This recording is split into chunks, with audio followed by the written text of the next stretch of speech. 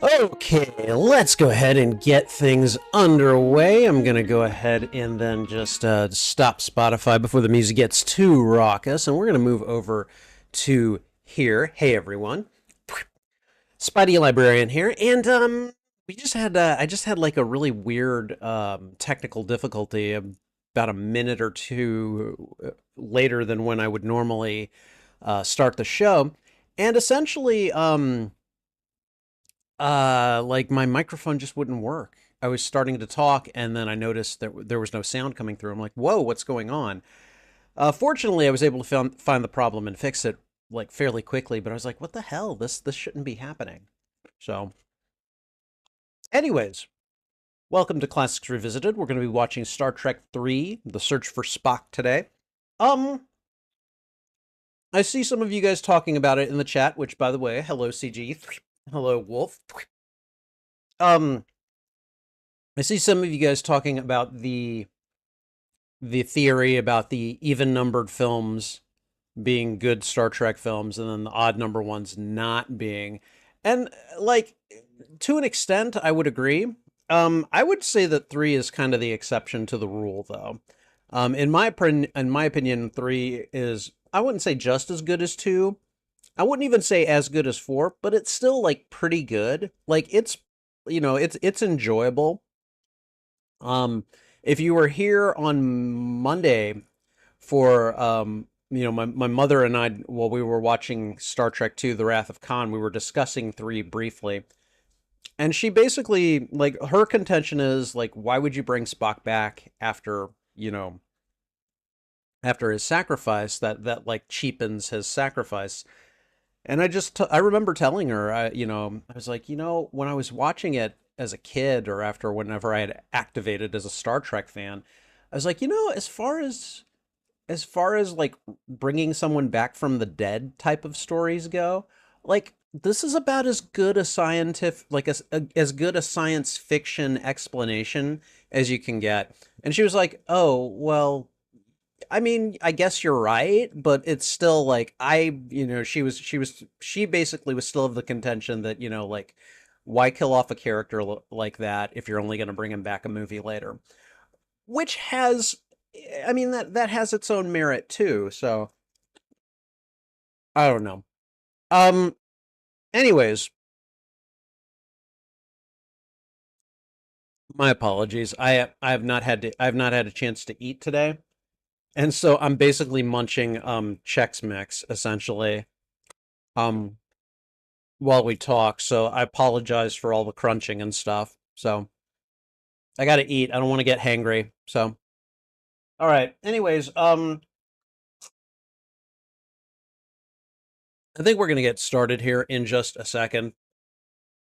I want to I want to try to get through this as quickly as possible, not because I have anything to do. It's just that like when I get these streams started, I kind of like to get to what the feature is as quickly as possible. As much as I enjoy chatting with you guys. So in terms of the odd number films, he doesn't think the Motion Picture and Voyage Home are very good.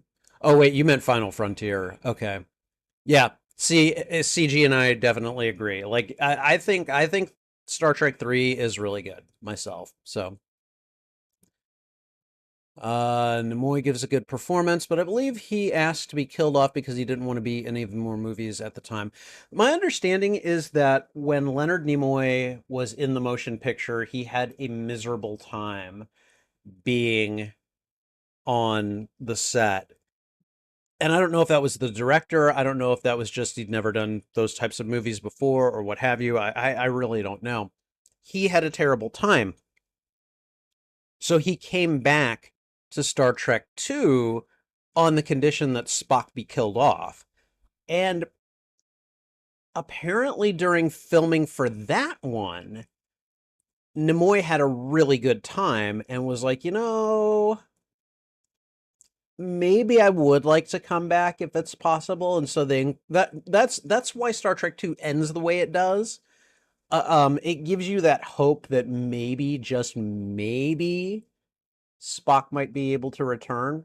And I mean, like it's one of those things that ended up helping make it a classic. And so not only did they, they killed off Spock's character, but then when he decided to come back, he was like, "Can can can I direct?" And they were like, "You know what? Yes." So it worked out pretty well that way, I think. Okay. So let's go ahead and do this. You take the headphones out, you plug the headphones in, you make sure everything is lined up, and yes, it is. You turn off desktop audio so your audience can't hear. That's what it's all about. The audio pokey. I don't know. All right. Okay. So I'm just going to go ahead and hit play. I'm going to let about 30 seconds go by. Okay, I'm hearing it.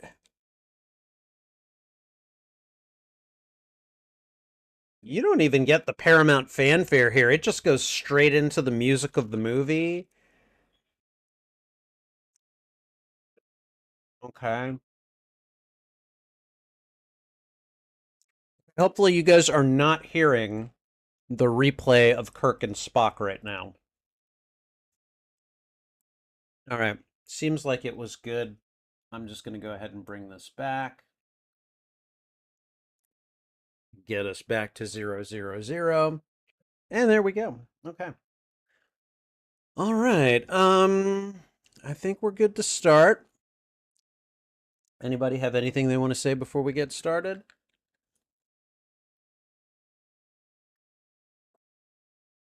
I may or may not be playing more Arkham Asylum tonight. I haven't played in a few days and I'm getting kind of twitchy. So So I may do that later tonight,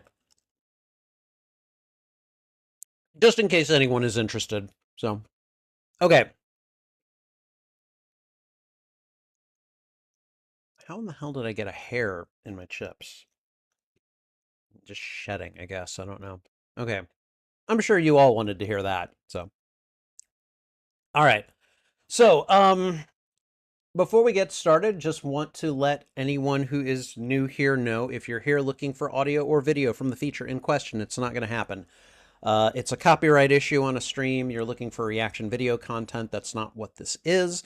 This is reaction content in the sense that I am reacting to things, but it's not a video, like with, picture in picture or anything like that. So this will be used to make reaction videos in the future. It's just going to be a while before that happens because I don't have the time and or energy to commit to that um, on a regular basis. So, um, but with all that said, there will be an intro. There will be the viewing. There will be what I call the postmortem, where we review and react to the movie, and then there will be an outro, and then we'll be done.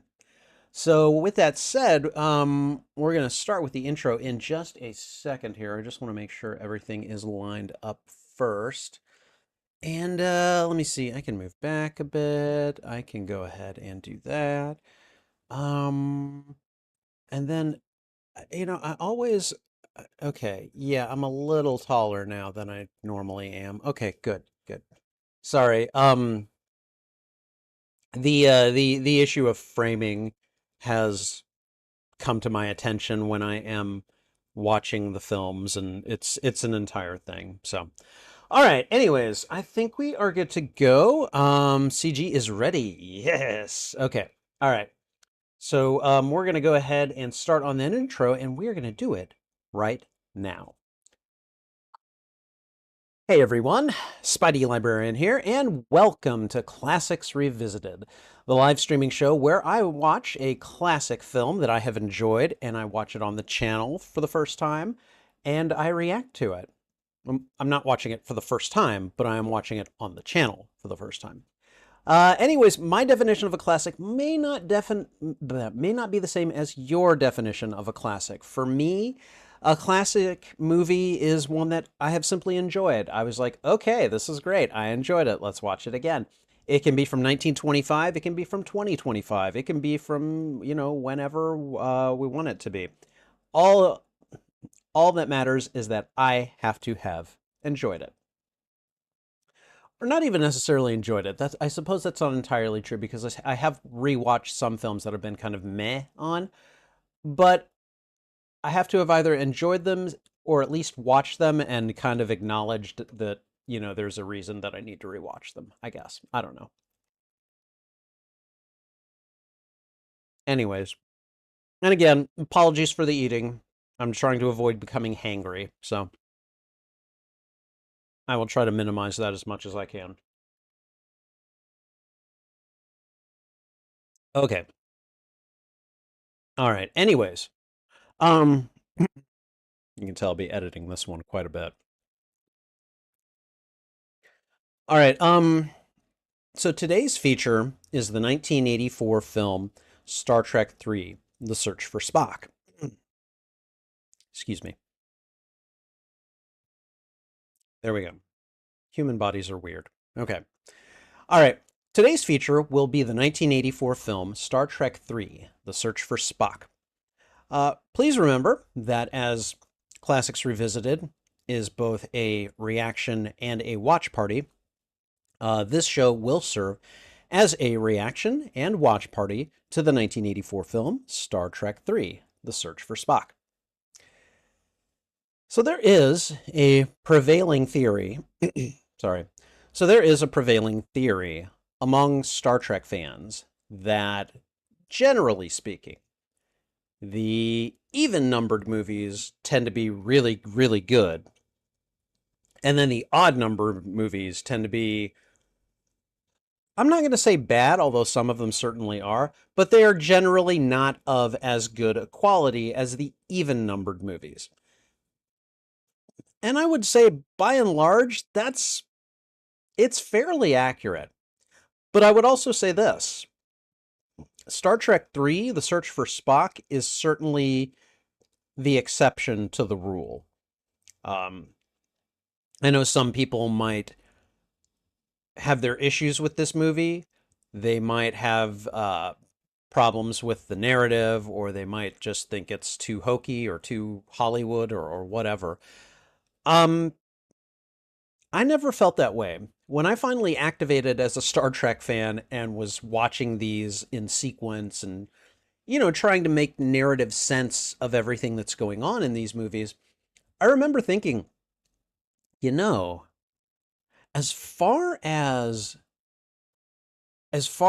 resurrection stories go, this one is it gives a pretty good like science fiction answer as to the question of how can you bring someone back from the dead. And I thought that was fascinating and really kind of liked the premise. I felt like it worked really well for the overall kind of tone and aesthetic of Star Trek. Um, and of course, at this point in time, I wanted Spock back. I remember being pretty affected by his death in Star Trek II, The Wrath of Khan. Like I was like, oh my god, like that final scene between Kirk and Spock is really difficult to watch. Now, one thing I never had to contend with was watching this movie in 1982.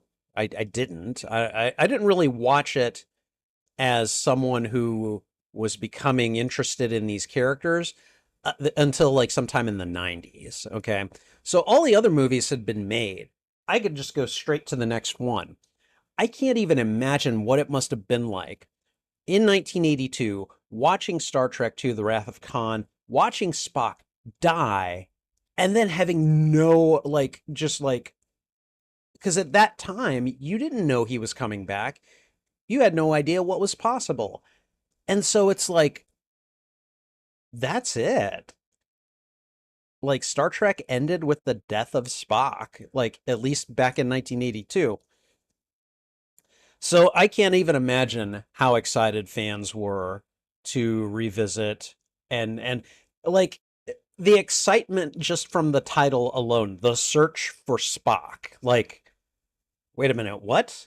Like, yes, I suppose we lost Spock in the previous movie, so how are we searching for him, And so like to have that kind of hope being thrown out to the audience in such a big way, and then to watch this film and to see what Kirk and company do in order to try to, to bring him back. I mean, like it was, I don't know, to me this movie is a very strong example of the for lack of a better phrase, the power of friendship, the power of loyalty of friends, and frankly, the illogical nature of humans. We are damned illogical, and we will do something that we feel needs to be done.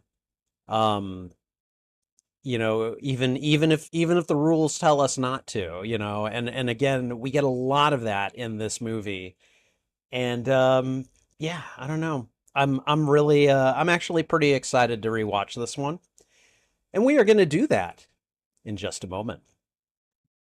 If you enjoy these reactions, please go ahead and thwip the like button, and if you haven't already, consider subscribing as well. Also, consider sharing this out with your friends, your family, your followers, anyone that you think would enjoy my reaction to these media. In this case, Star Trek lovers. Wow. Wow. Just cuts me right off. Let's do it this side.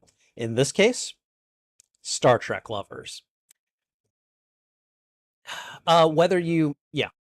Whether you like or dislike this movie, let me know why in the comments. I would love to have a conversation with you about this film.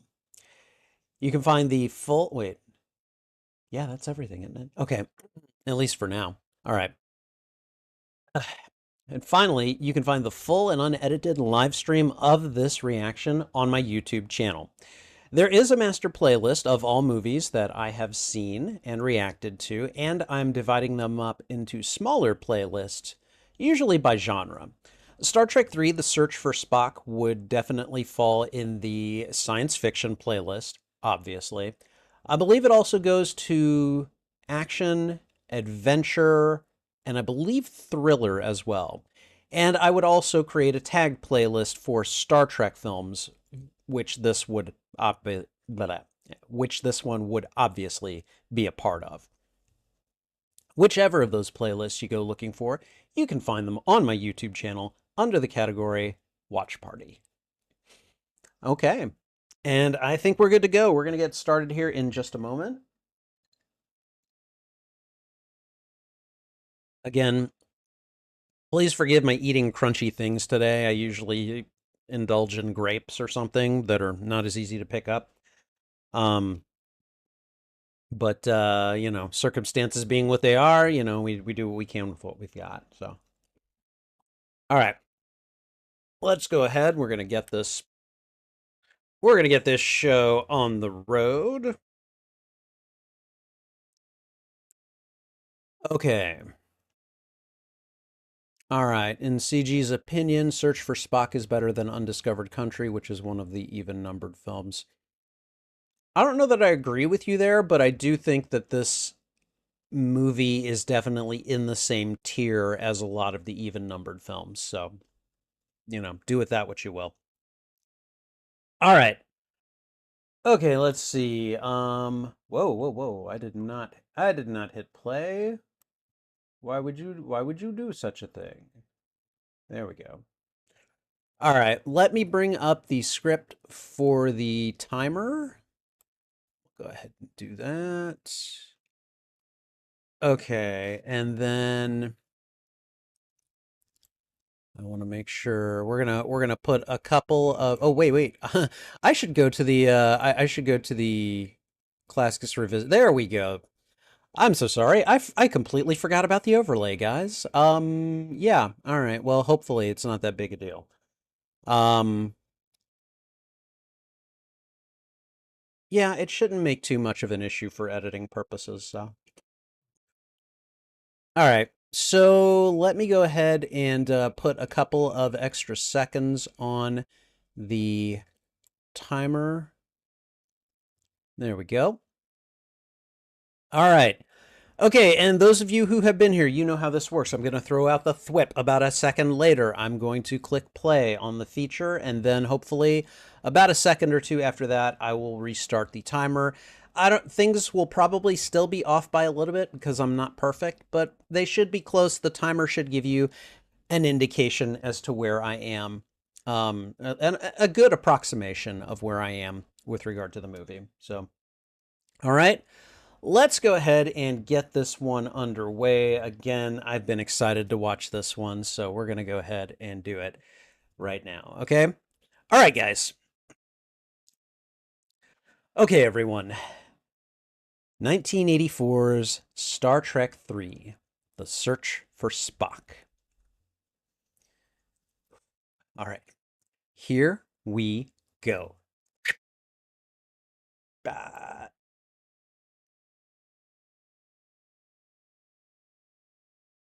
Okay, and I would say that the timer and the feature are synced up perfectly right now, so yay! I'll take it. Okay.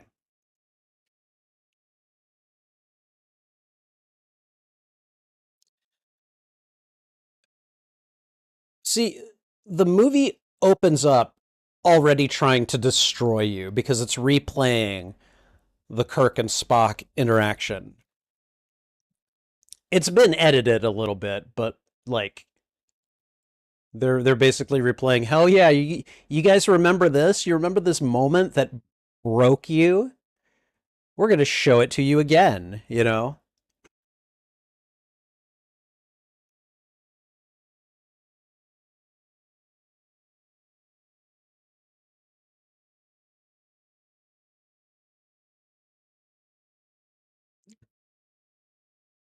I know people have their issues with William Shatner as an actor, but look at his face right here.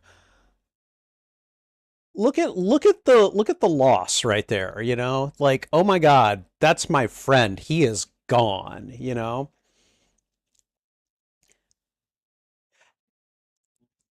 And I would like to point out that at least right now in Star Trek Strange New Worlds, which I love by the way, we're seeing the initial friendship of Kirk and Spock starting to happen. So it's nice to come full circle in that way. The way that he said human right there, I mean, like, he is pushing that out. His throat does not want to work in that moment. You ever had to say something, but you were so overcome with emotion that you just couldn't say it?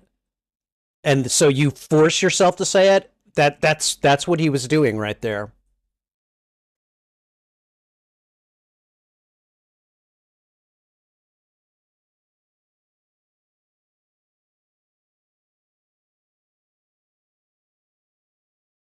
I absolutely love Leonard Nimoy doing the opening speech. So good. He's got such a good voice for it, you know.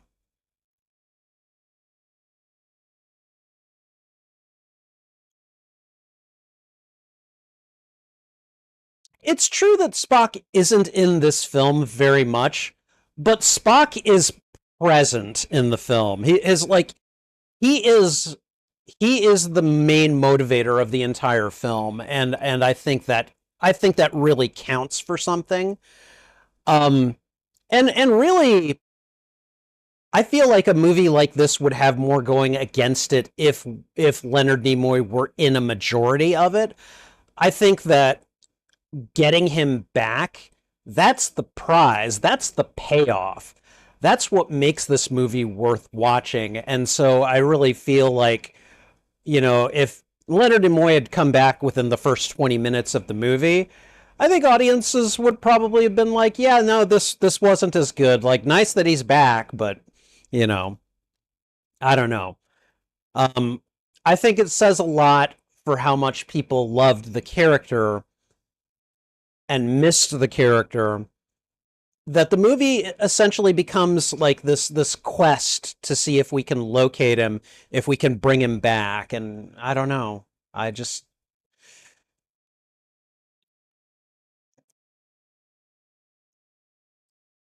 Right. Kirstie Alley is no longer playing Lieutenant Savick, and Robin Curtis plays her from now on, which is interesting because I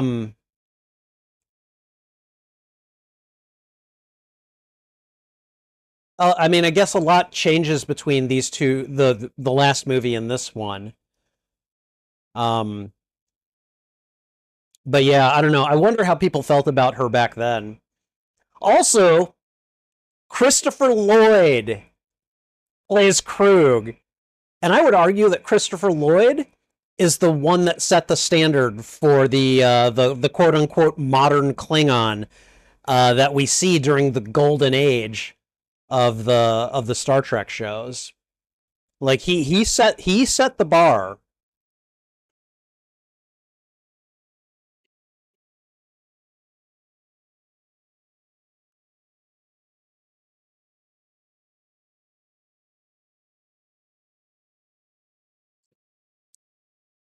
I cannot tell you how many reactors I've seen who watch the show.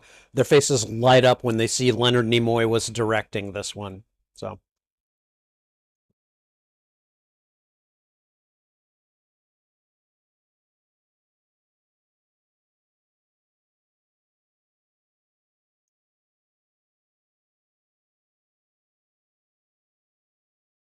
despite how heartbreaking is, the previous movie ends on a note of hope.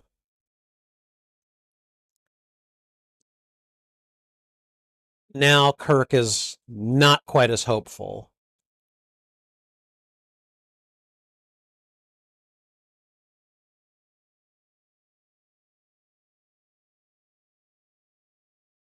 Mm-hmm.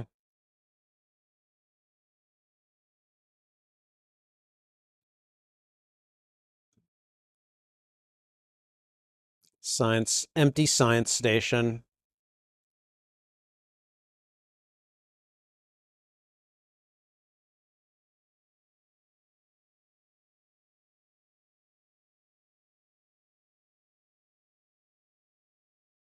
You can see the hesitation in Chekhov's face.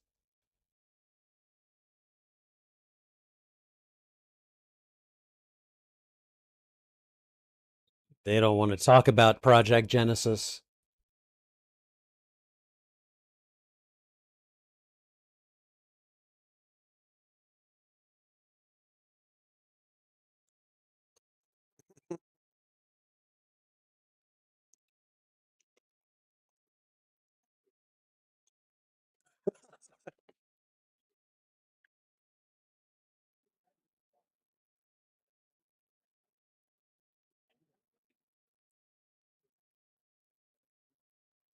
I love that dialogue between the two of them. It's very like, we're old friends and have worked all this out, so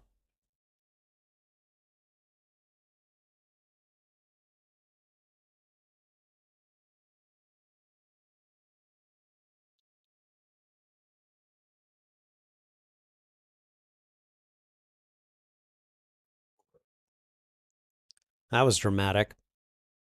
But like a hero's welcome wouldn't be out of place. They did stop Khan from, you know, absconding with the Starfleet vessel with the Genesis weapon or torpedo or whatever you want to call it. And that would be bad. That would be really bad for Starfleet and probably the galaxy at large. So I don't know. I'd say a hero's reception is not a bad idea.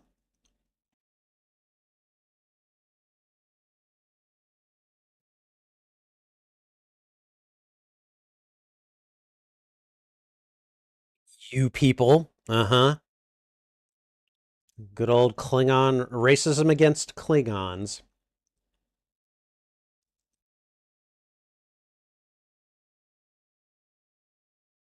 She purchased the Genesis data from, I wonder. Know that voice.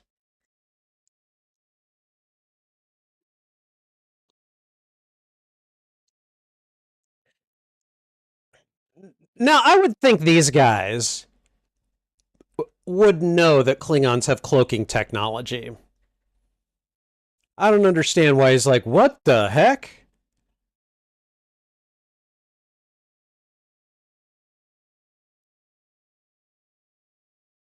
Wow, that is the most cardboard cutout looking cassette player I've ever seen.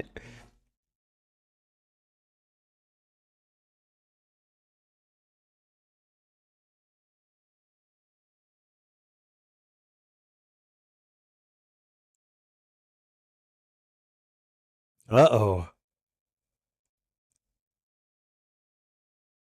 Wow. He's like, oh, you've seen it? Oh, you know what this means, right? Means I have to, She's like, okay. Like, why would he not just, like, teleport her on to his ship and just do it that way, you know?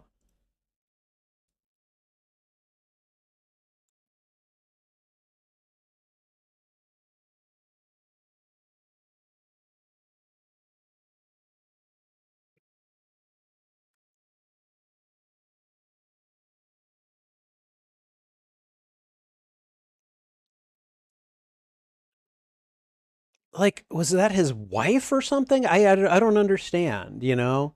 And why would you do that?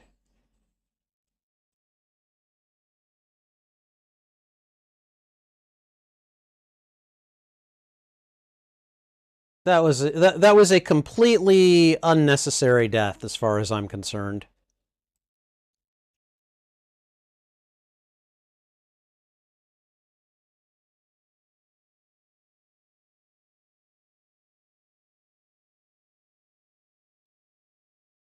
Come on. He's a good boy. You feed the targ, okay? You feed the targ. He's a good boy.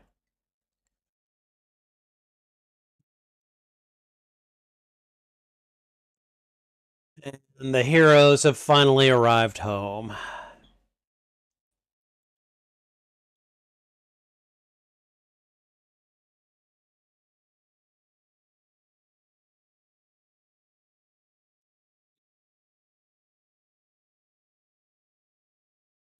Lock on and lock in. Here we go.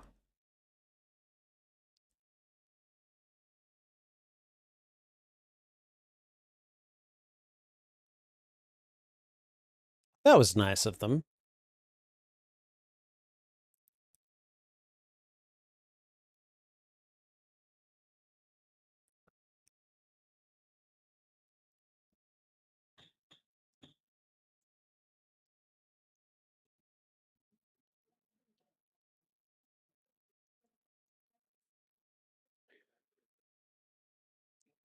And now you can see the battle scars, and people react to it. Like they see it and they're like, "Whoa, where is it? Oh boy,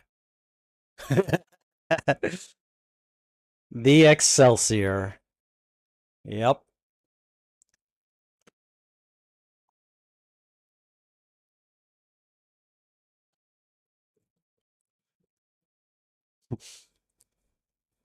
Sulu is excited, and Scotty is like, "Mm-mm."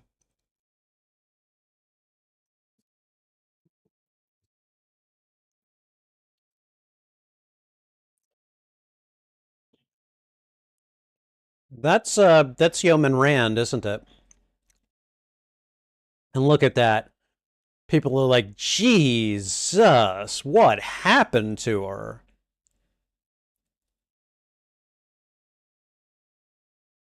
Yeah, she took damage. Khan did a number on them.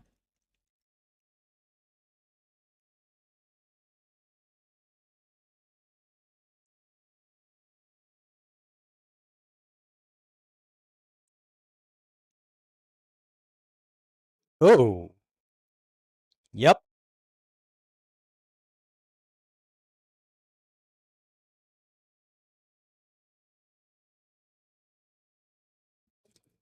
Okay, that sounds like some class A projection going on with Kirk right there.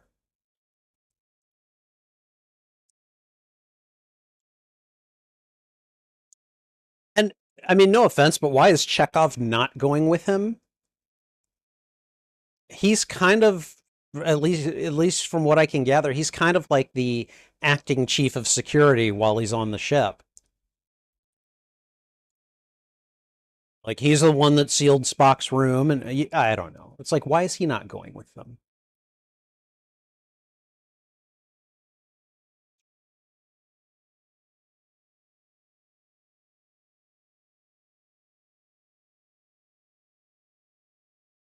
Okay, this scene was haunting the first time I watched it right here.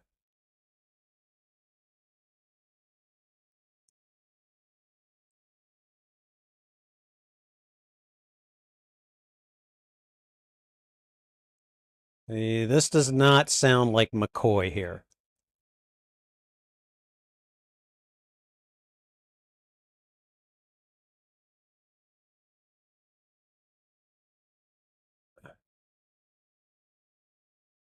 See, that was very much Leonard Nimoy's voice,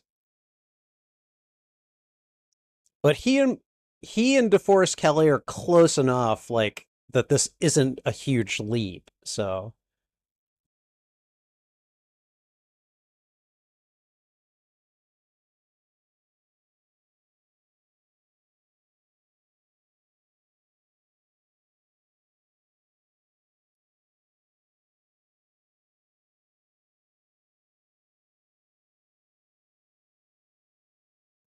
look at McCoy's eyes.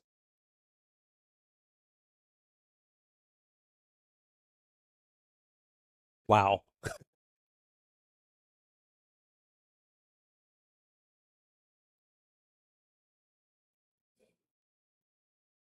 Like, again, the first time that happened, that just haunted me. I was like, whoa.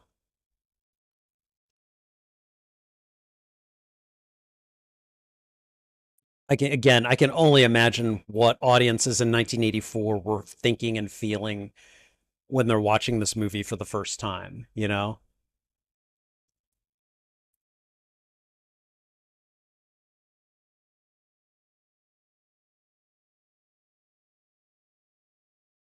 Uh-oh.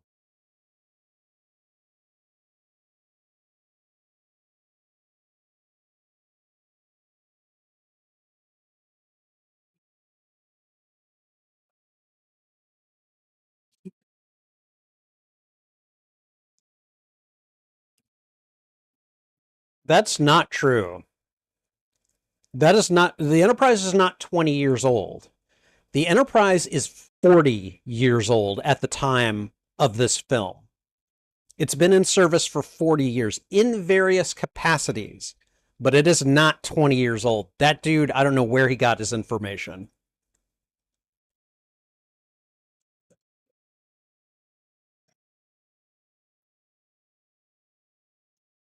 Uh-oh, politics. Politics coming into your duties.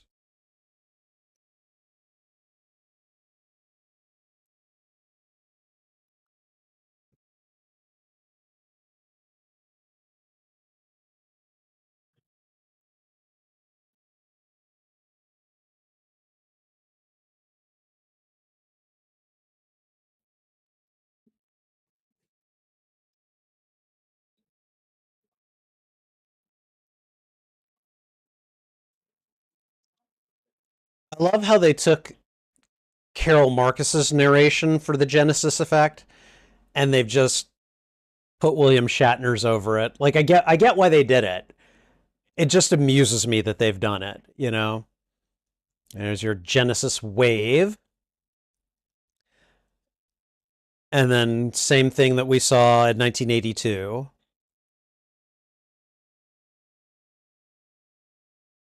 And of course the Klingons don't watch it all the way through.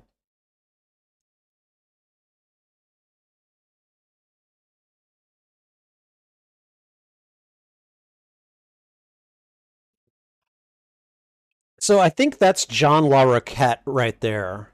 The one that said impressive.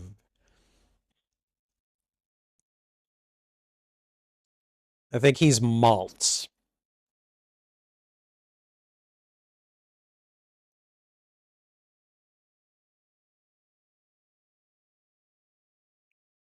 Krug is like, I want this weapon. We will get it.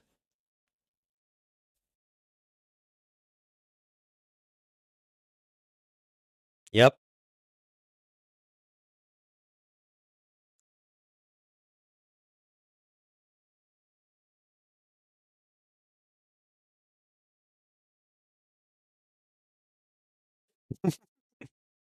They're just like, yes, we will take it. And here we are, the Grissom and the Genesis planet.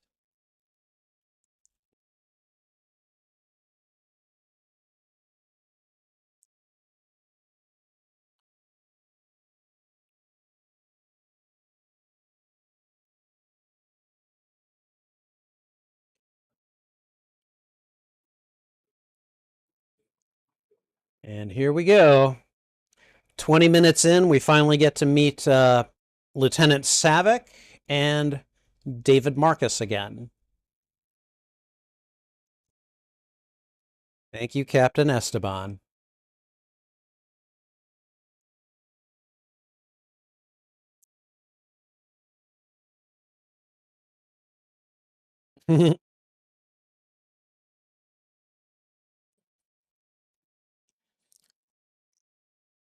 Like, she looks so different from Kirstie Alley. I don't have a problem with it. I know that behind the scenes stuff happens, but I imagine some people probably did.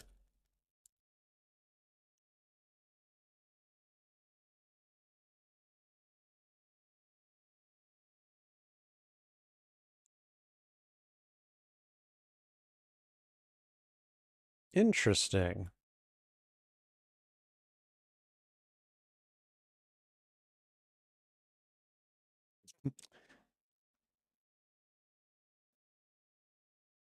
Yeah, I don't know that that would be a good thing though. Like the differing weather and temperatures, that's not natural, you know?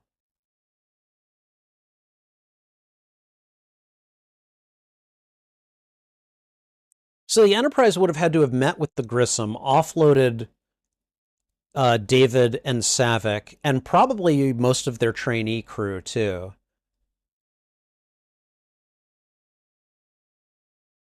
Jesus, that means most of the train. Oh God, I don't even want to think about that.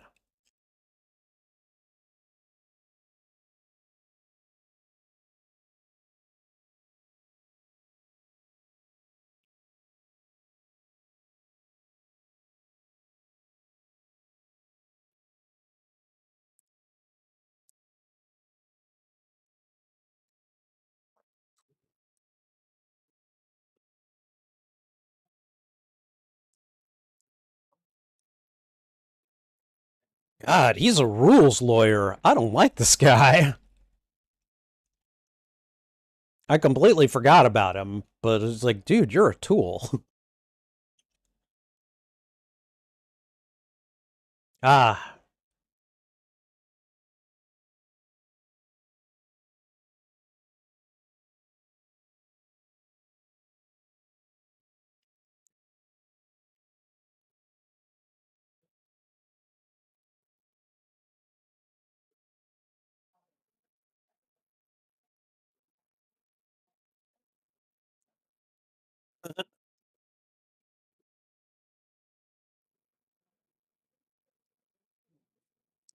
everyone's got a thing going on. Oh, hi.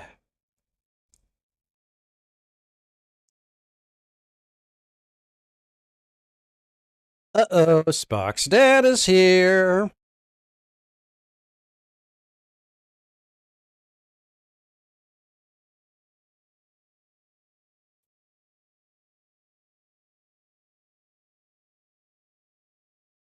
Ooh.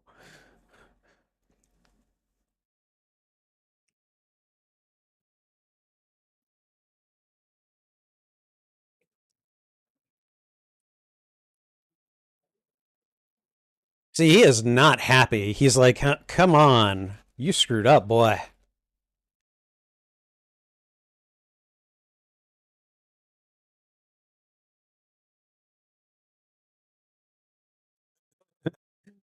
That look in his eyes. What?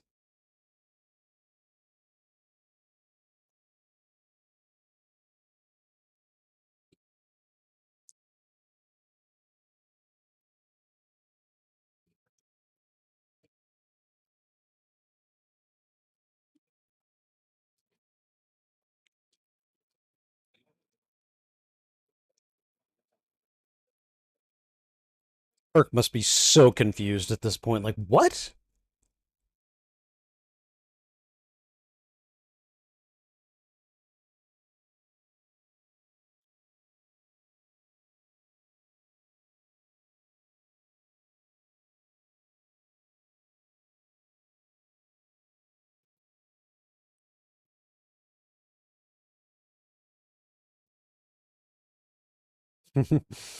Sarek is like, he's like upset, but he's like, okay, all right, I've come in here, but like, can I just do this thing and just see what happened for myself? Essentially,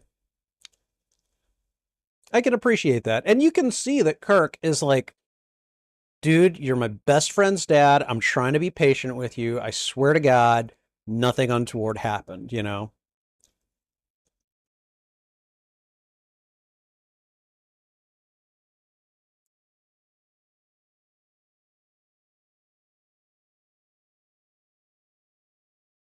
See that movement right there? He's like, oh God, this is actually working.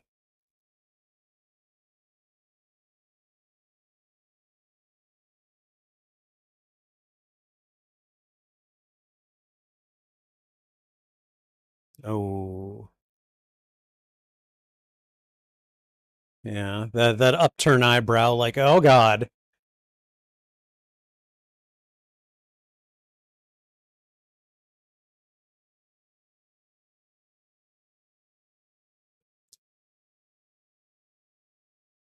Could you imagine having to relive that moment?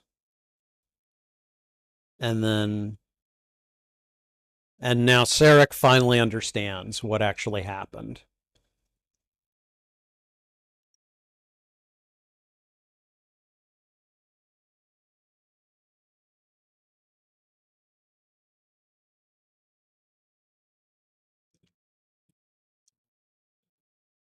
And what happens when you assume?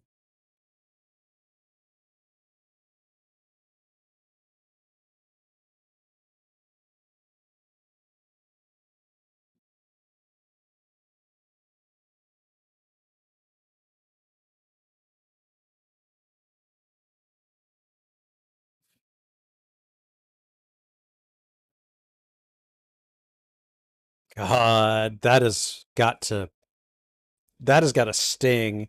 And his dad's not even being mean when he says it. It's just like there's this big loss that he has to acknowledge.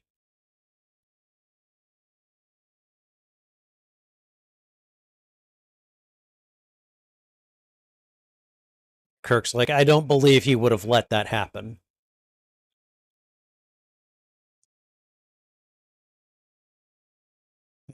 See, I think he's starting to put it together. Excuse me.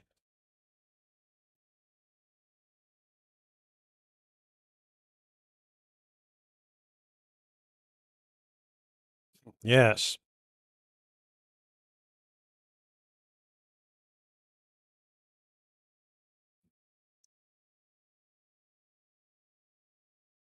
Yep. Could you imagine everything? I know we're a fairly surveilled society as it is, but just seeing all of this replay, that would. McCoy's like, nope, not you.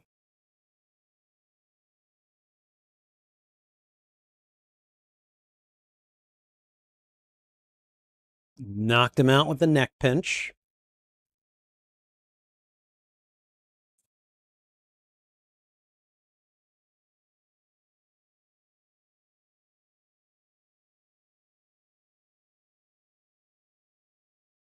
That's why he's been acting so nutty.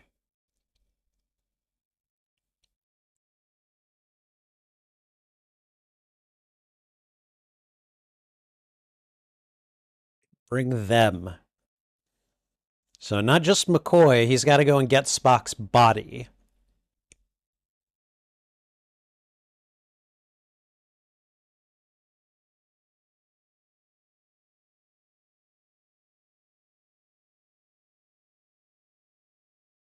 It's like both of his friends are now in pain, in limbo.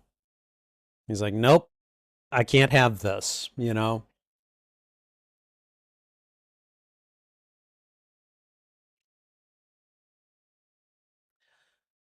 And meanwhile, back on planet Genesis.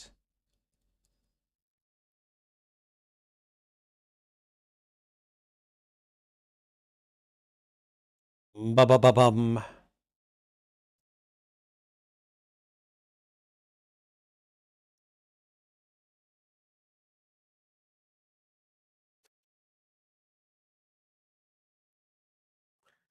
Wow. Even as a Vulcan, the sarcasm comes through. And then Esteban or Captain Esteban is just like, I don't know. He's very uncharismatic. There's your life forms. Yep.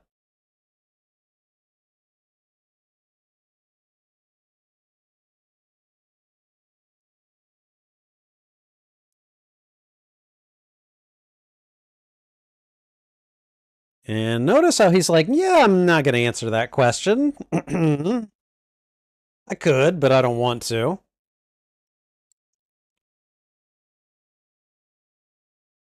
Uh-huh.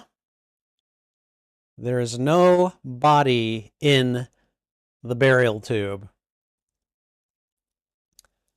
That's interesting. Yeah. But where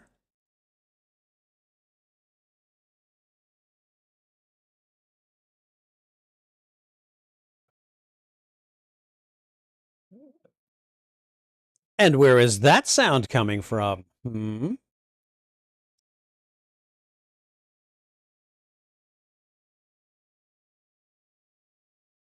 Oh.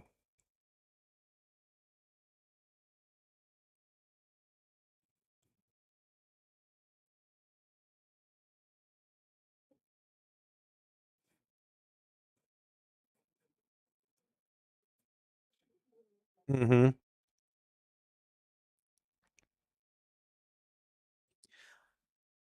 I mean, like, isn't it since the Vulcans are part of the Federation, like, shouldn't their wishes and their beliefs be respected here? Like, shouldn't he be like, no, yeah, I'll let you go back for that reason?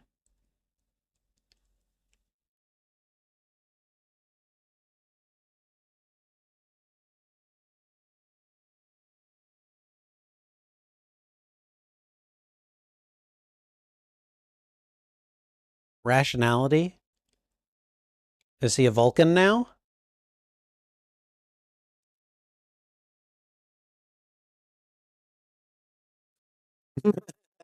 I love that response. The I hear you, you know.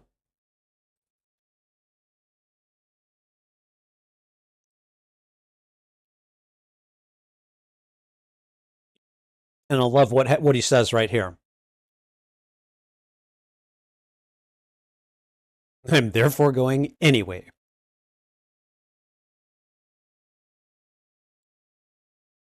He's just like, you know what? Screw it. They're not going to give me the Enterprise. I'm going to make sure that I get it. I'm going whether they tell me, whether they want me to or not.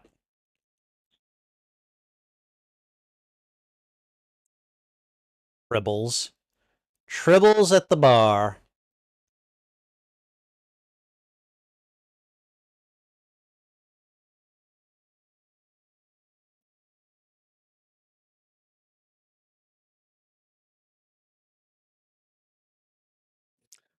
Altair water, huh?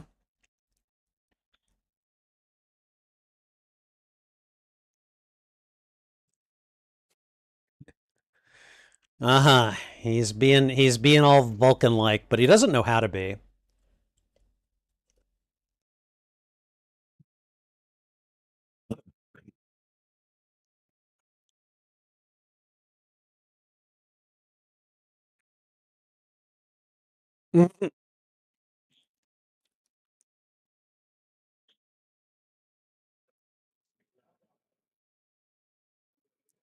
Oh boy. Yeah.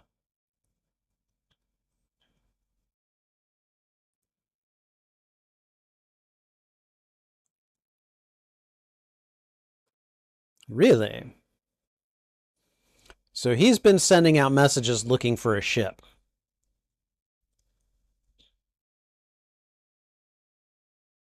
Mhm.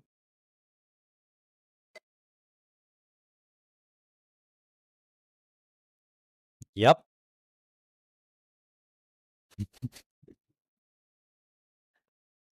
I love DeForest Kelly's performance here.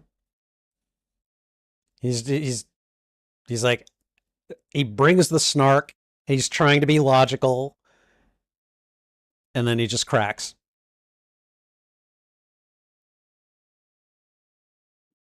And that dude is just he has no filter whatsoever. Wow,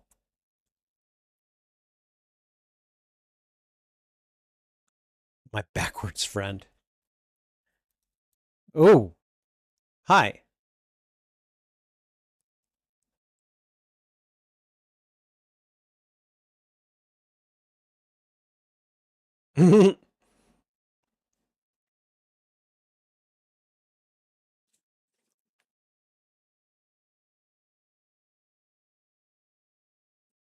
That guy's like, okay, you need to go. Yeah.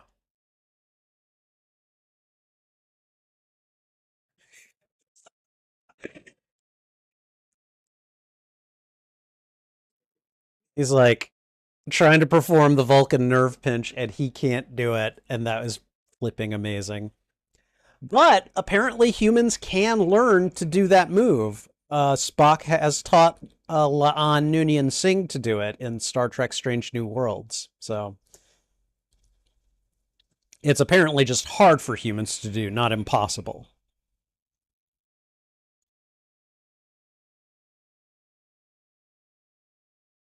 Yes, Captain, we know. Oh, just looking for things.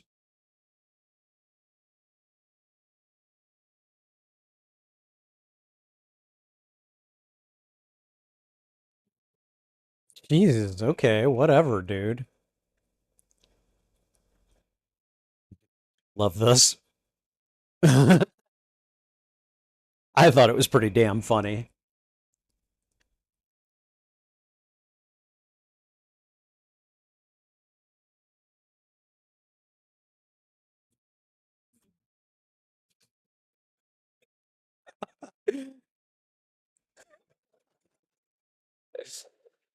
Oh, I love it.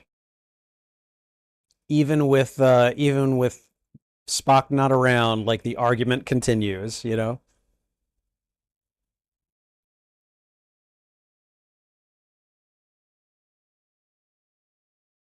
get him in there, they medicate him. Sulu trying to be charming, this guy's being a dick.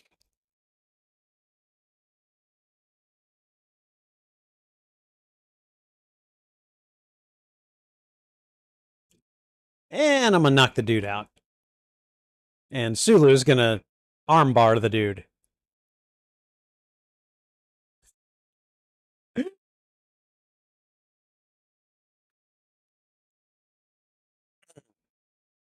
I like that Sulu got to do that. Like, no, no, no, no, no. You don't mess with me. The promised land.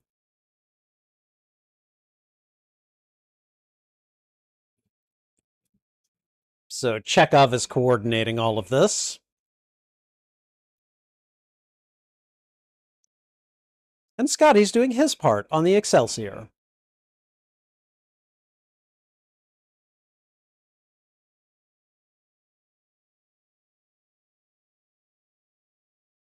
He's like, yeah, sure.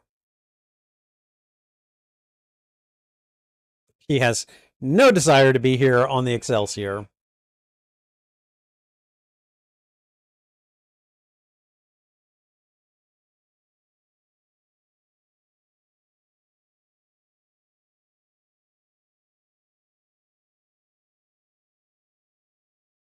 And why are you out here then?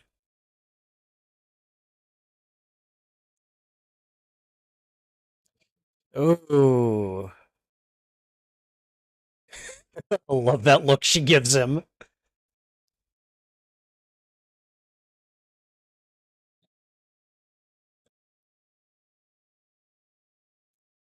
And that was extremely well timed.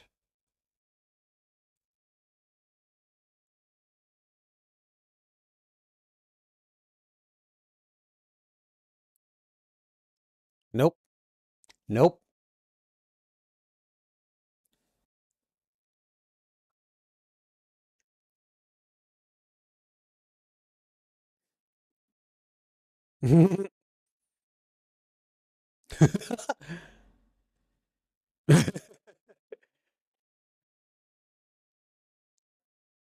Oh yeah, I bet his adrenaline's going. Go on.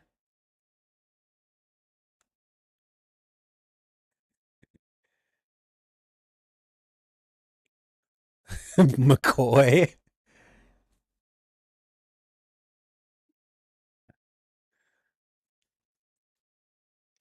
I really like that, like Uhura and Sulu, like they get a moment to shine in this one. Like in the first two movies, first one being the biggest offender. Like in the second, at least they get a little bit more dialogue and stuff. Here, they actually get things to do. Scotty is, helping. Well, they're all helping him steal the Enterprise, but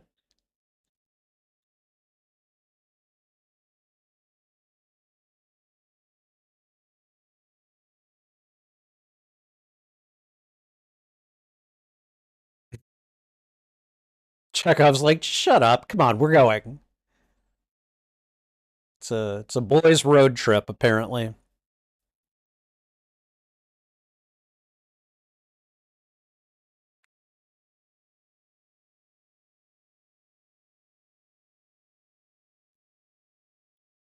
All right. They're all on board. Let's do this.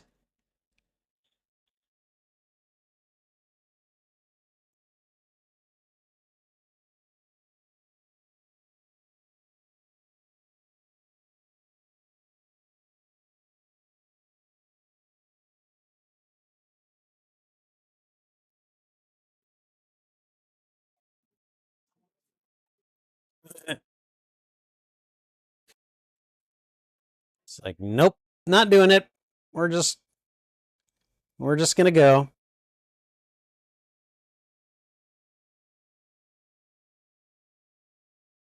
He's annoyed.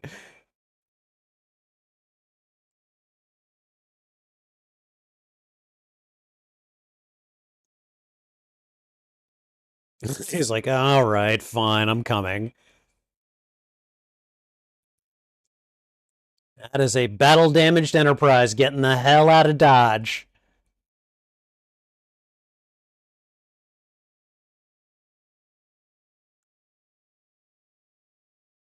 Oh, actually, he was gonna, teleport through them. That's the plan, Doctor.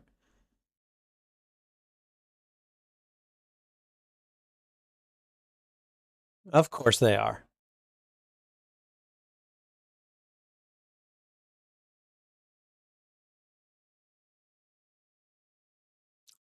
All speeds available through transwarp drive.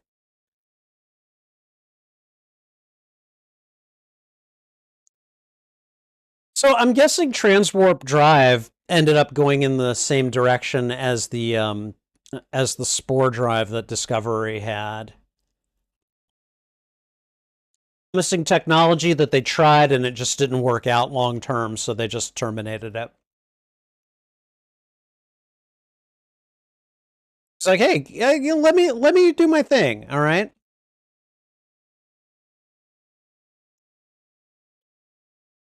Yeah, we see that. Scotty's like, I can overtake a starship engine, no problem. Trying to hack a computer door, that takes a little time for him. But there we go, we got it.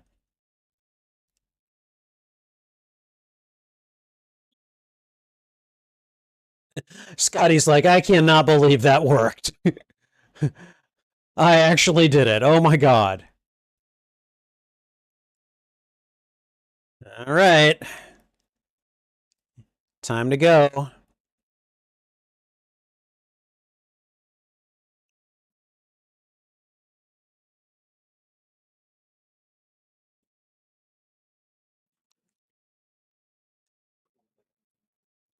It's like, okay, we are getting the rock out of here.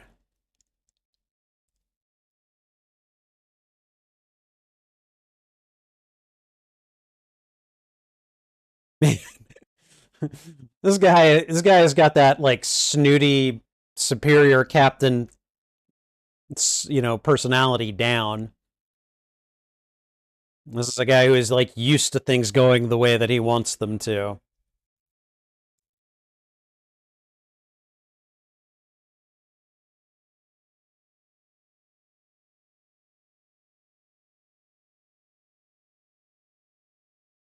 He already doesn't sit in the captain's chair. He's an admiral. And we're out of here.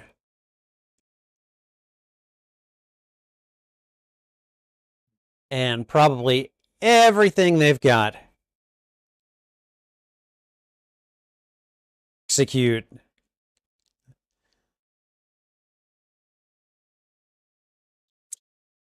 Yeah.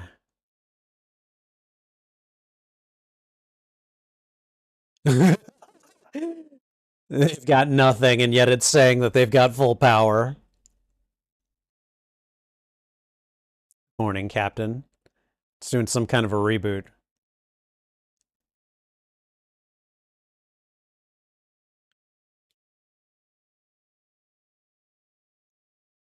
Scotty screwed him over. Scotty screwed him over.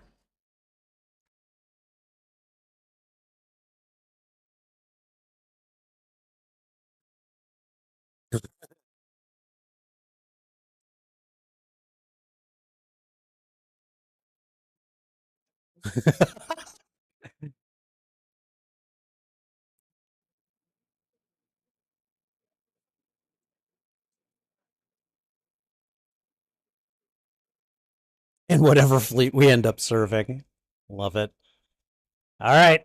We're getting the heck out of here and we're going to the place.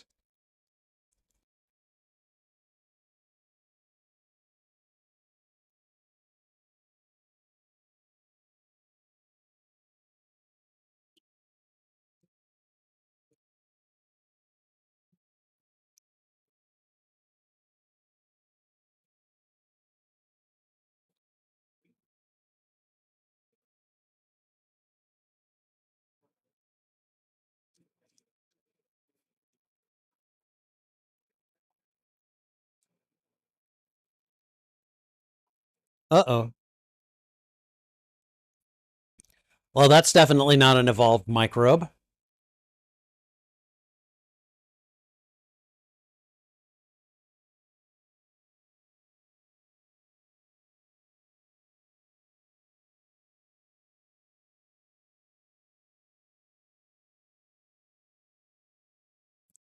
And is a Vulcan boy.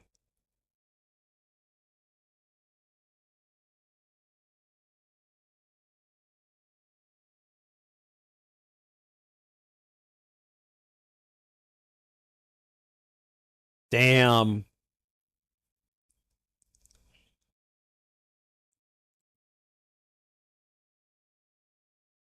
Okay.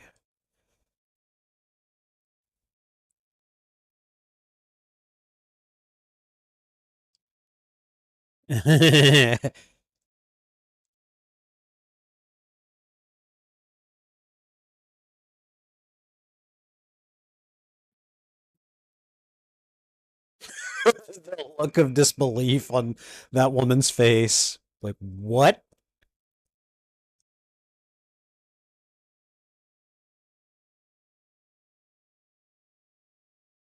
Which is a good idea.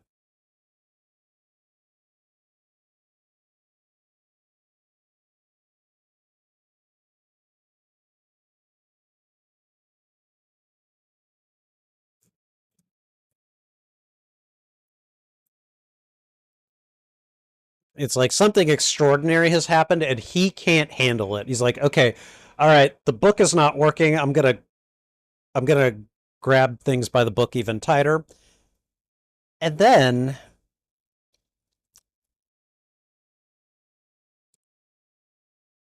it's not just an energy surge.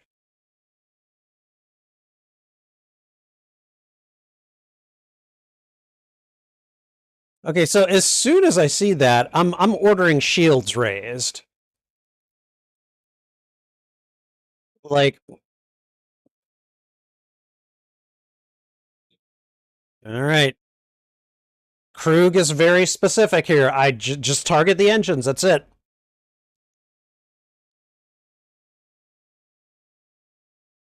Oops. It's like, hey, I wanted prisoners.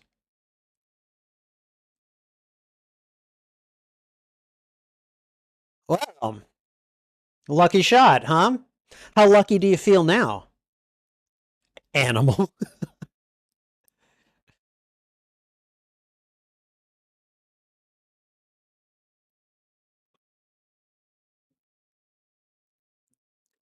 Dang, Christopher Lloyd just does such a good job in this role. And then the next year, we see him in Back to the Future as Doc Brown, you know?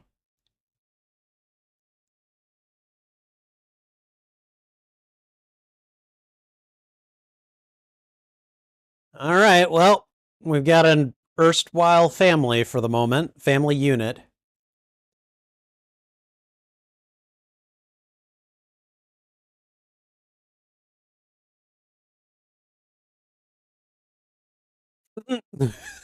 Everybody was like, well, that sounded very much like Spock.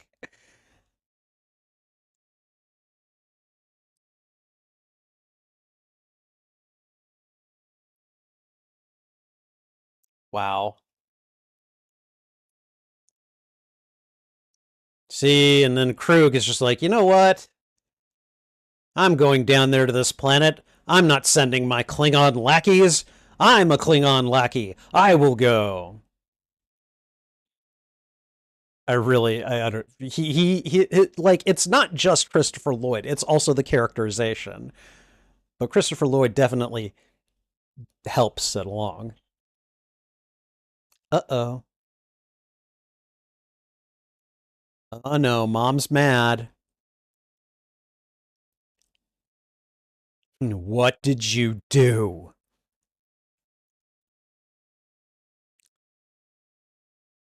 Protomatter? Protomatter?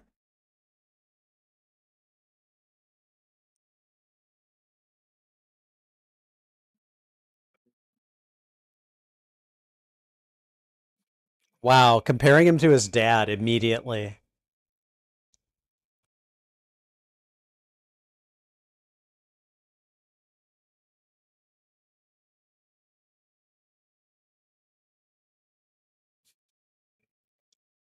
Jeez. She destroyed him in just 4 questions.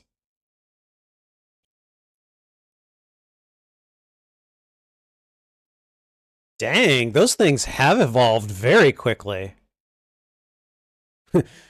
Krug is like, no, no, no. I'm a play with this one.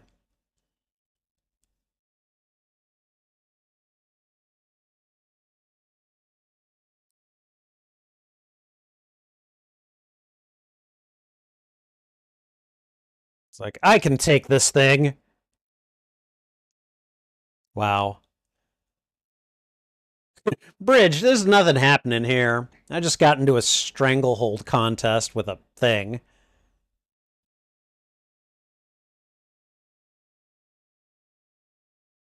And you can see that the weather is changing very quickly. The conditions of the planet are changing very quickly.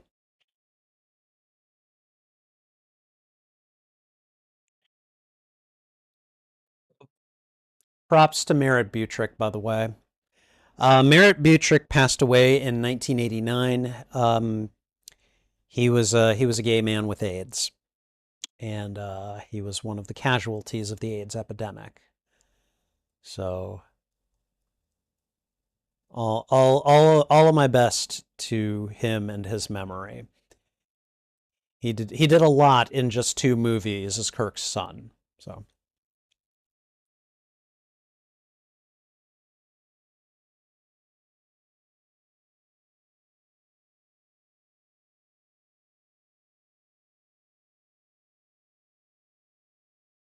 yep,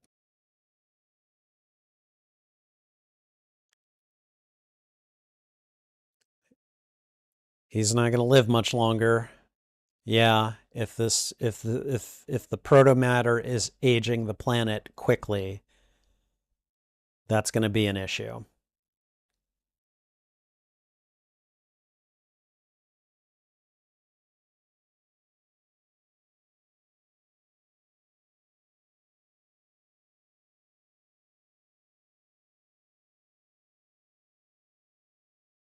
Yep, good old Ponfar.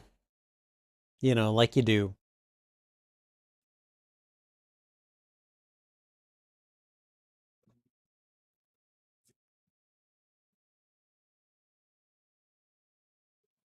It's like you stay with Spock.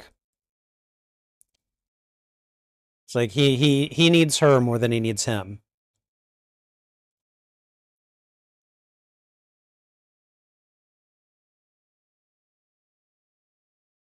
Hmm.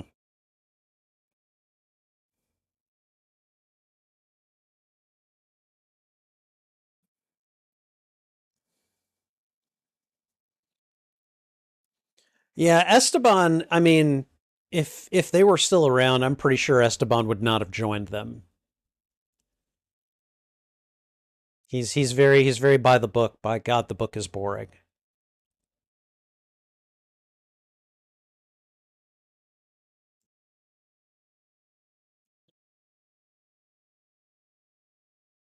Hmm.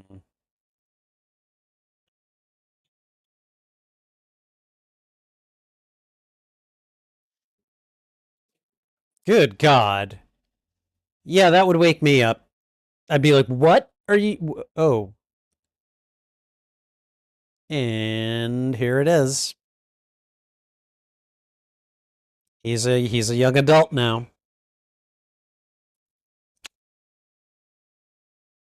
So it's finally here, huh?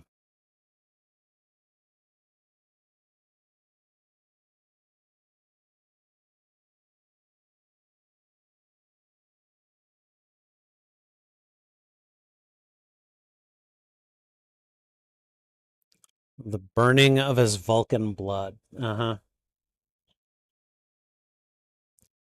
It's like the only way to sate it is to, well, mate, basically.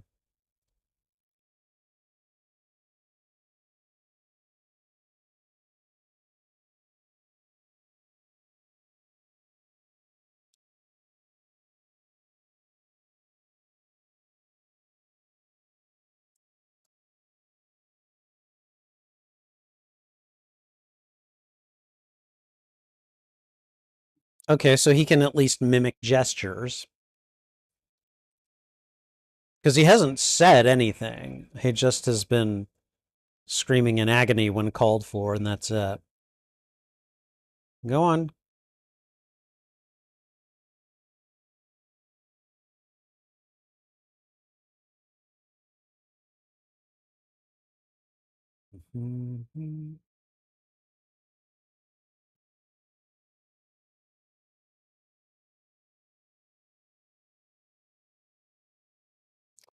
Okay, yeah. Uh-huh.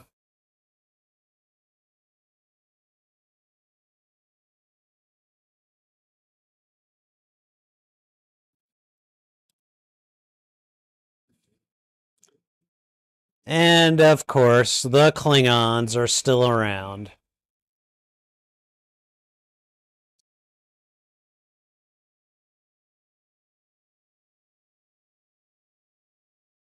Time to cloak.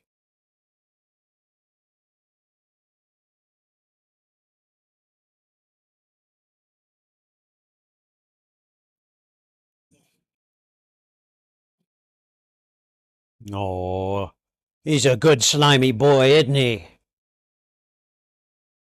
Uh-oh. And they have no clue what they are walking into.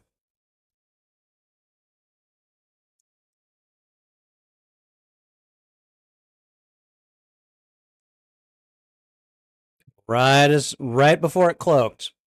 Mm-hmm.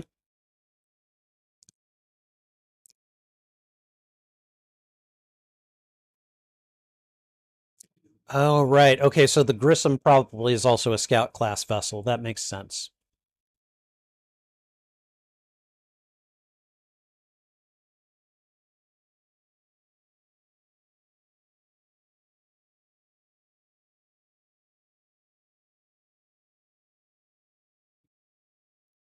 And there's David. Apparently, he was not successful.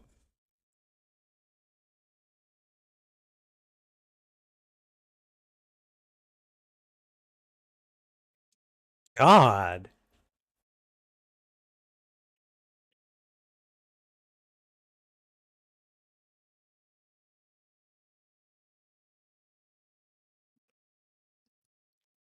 She's very quick to get to the point, you know? His eyes.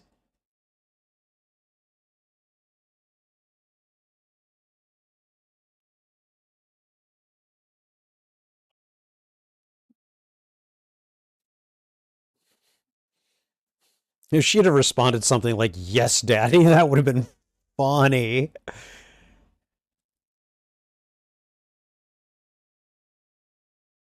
So apparently you can beam people in through a cloaking device.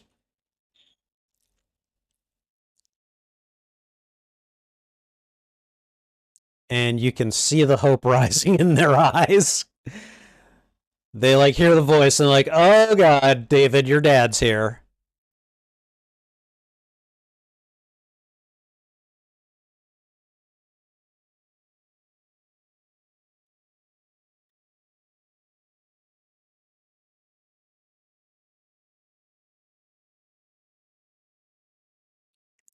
Dude decides he wants to take on a Federation battle cruiser with a scout class ship. Okay.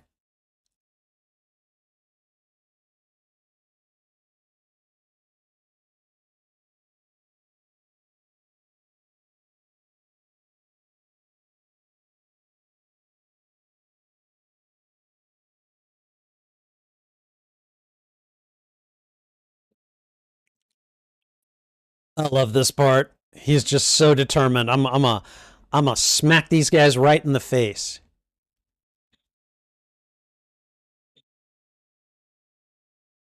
It's like, don't screw this up, boys.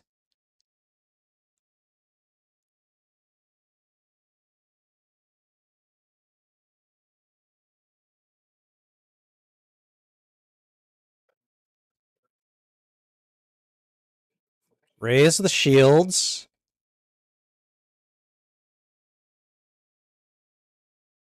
Don't screw this up. Dude's like, yes, no, I get it. I get it. I'm good. I'm good. I'll do it. Don't worry.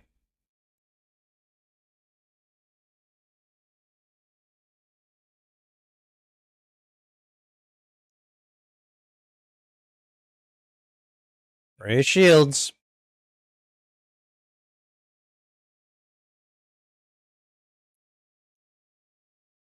Okay, here we go.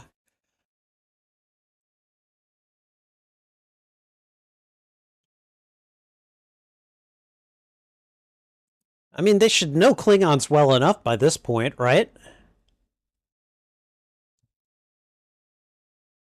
And here we go. They're decloaking.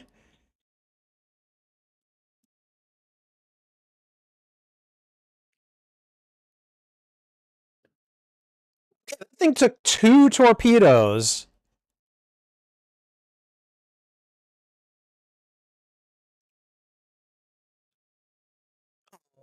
This poor slimy dog is gone.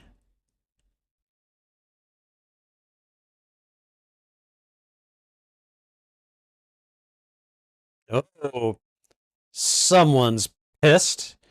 Can't say I blame him.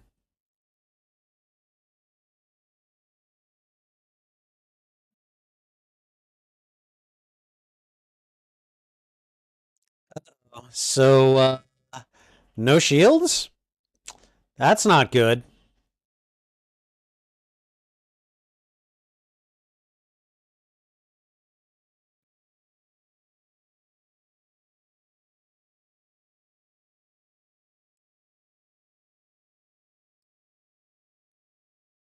At the moment, I can't do anything.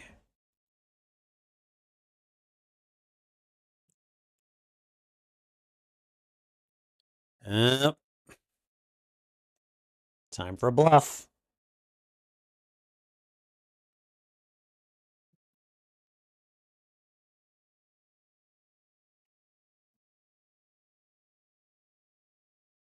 Emergency tube?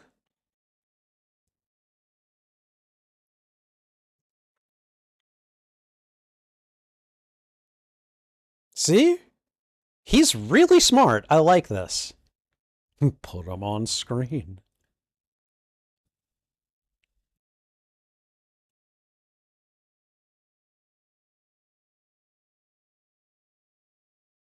Yeah, that's right.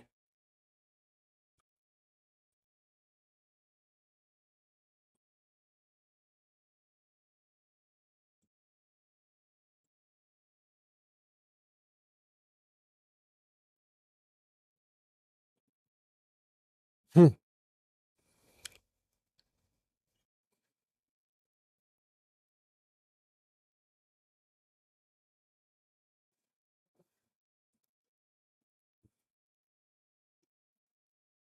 God, I'll do whatever I want. You guys are the criminals.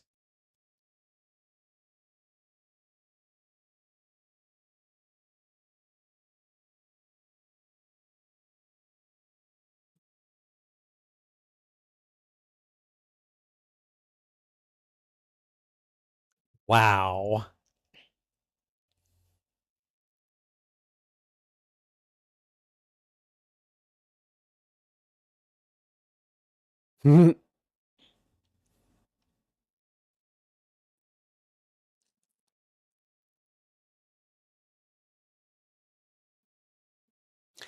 That was actually a surprisingly nice move on his part.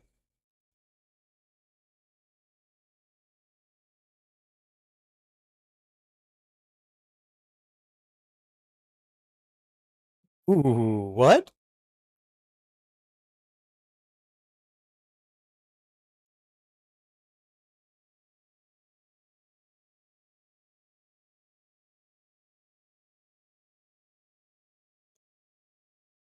All right, he's like, all right, you're done. No more talking for you.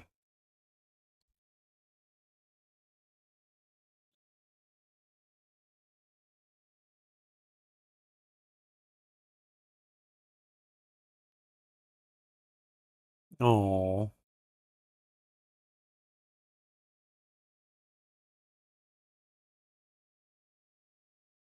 Oh, that was the wrong thing to say. That was the wrong thing to say.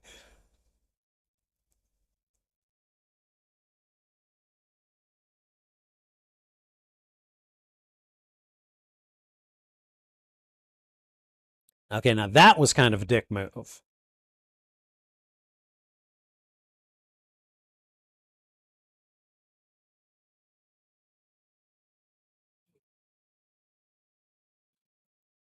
And young Spock is just like, okay, whatever.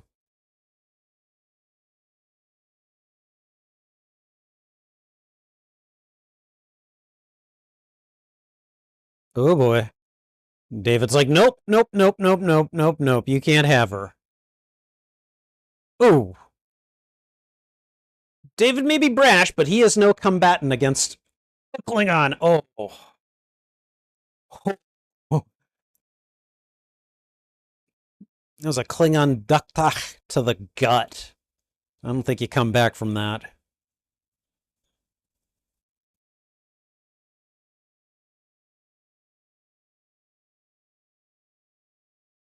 Oh. He can't even sit down properly. You Klingon bastard. You've killed my son. Damn.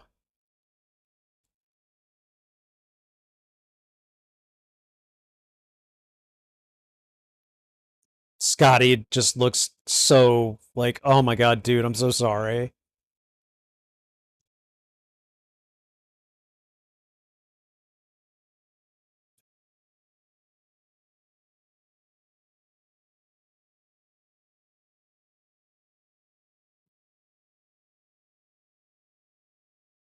That's not how this should work, but these are extraordinary circumstances.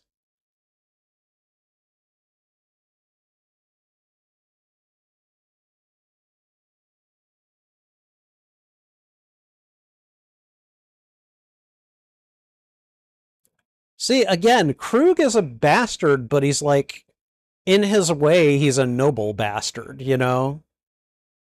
Like, that was a move, that was something he didn't have to do.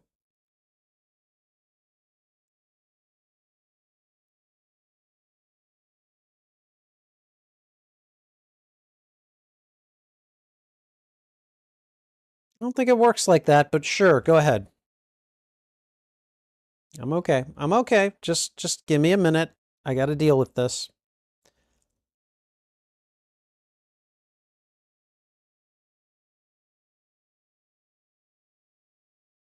So they do outnumber them.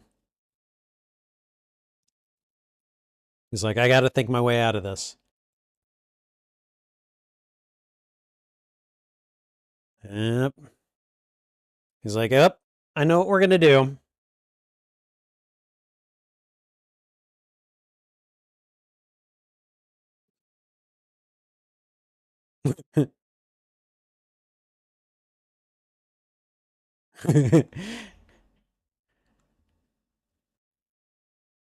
Like, no tricks when he is about to perform the biggest trick in the world.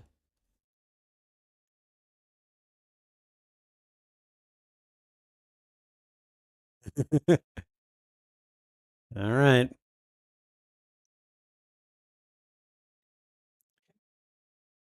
Gonna do the thing, that one thing. Did you see Scotty flinch right there?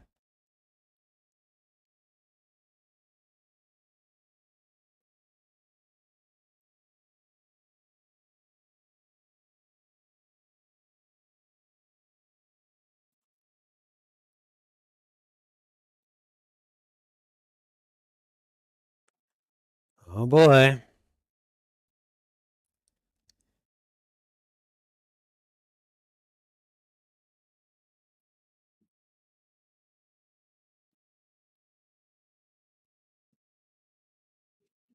He looks, yeah, he looks in shock as he delivers it.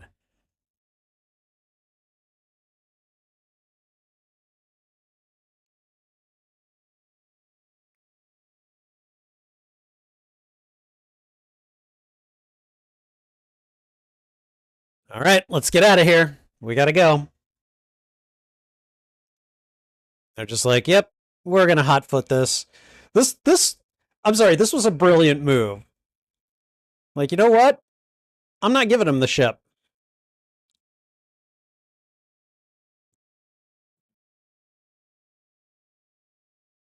Yeah, we're energizing it all right.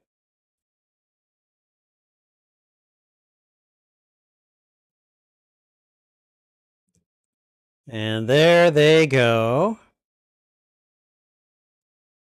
And here they come. There's 6 of them, and they've all got their weapons. And they're like, what's going on? There's no one here.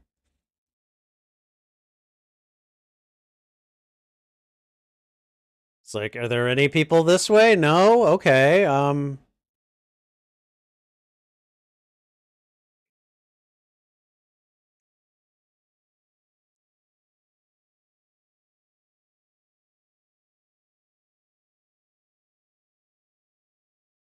They beam down to the surface.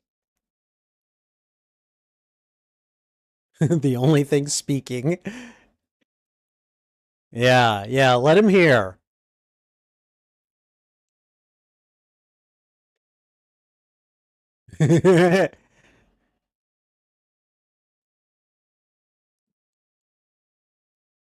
Yep, nighty night.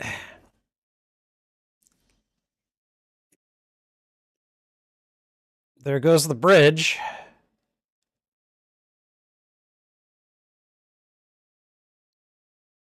Oh, man.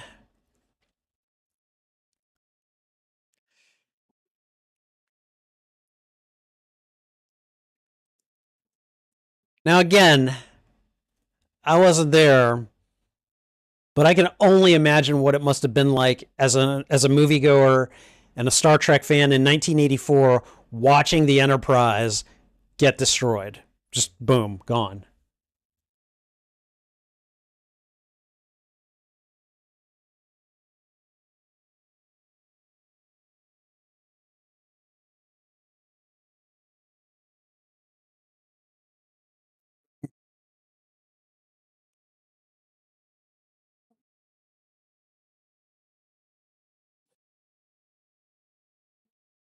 I love how McCoy was just in his corner right there. He's like, no, no, you did what you needed to do.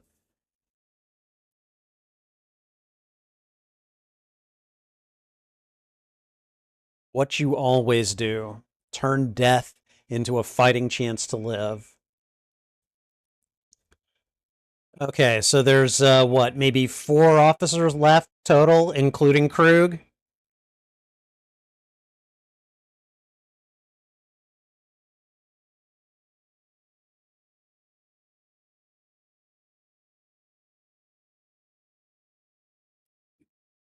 Oh God. I can't even imagine what that must be like. Just the rapid aging process. That's going to contort your body in ways that will be painful.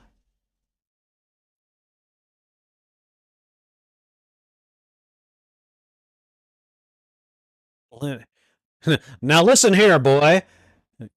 Vulcan's like, yeah, no, don't mess with me.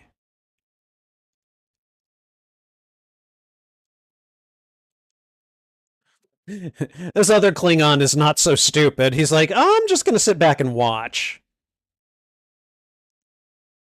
Look at that. His face structure is morphing into Leonard Nimoy's. Again, that could not have felt good.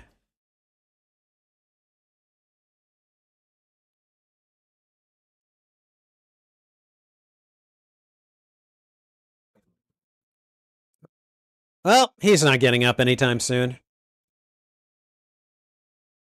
And you got 5 Starfleet officers here. 6, including Savick now.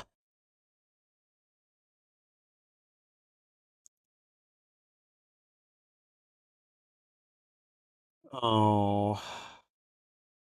Yeah. Doing what little he can for his son.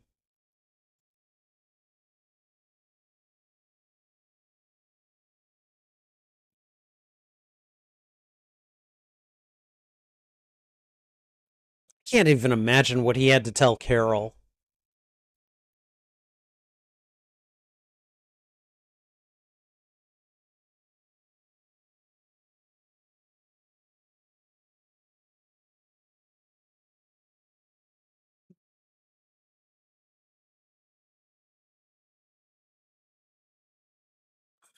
God.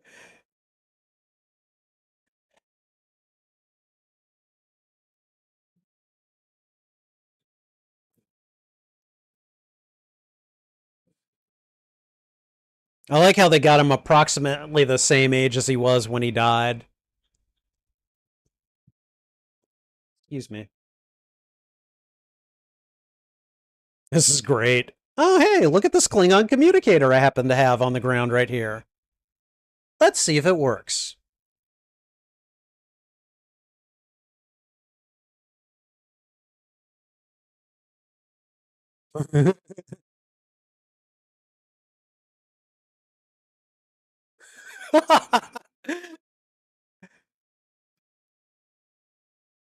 That's life.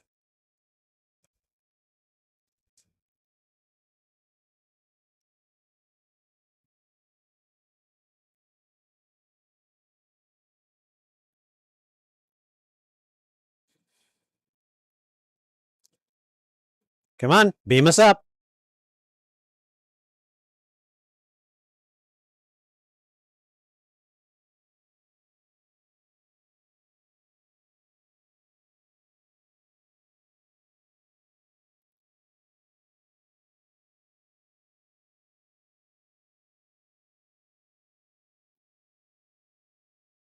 That was pretty clever.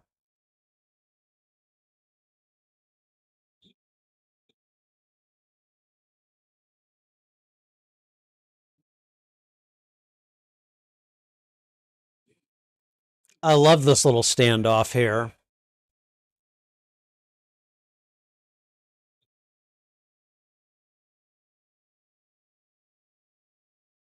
Damn. Because you wish it.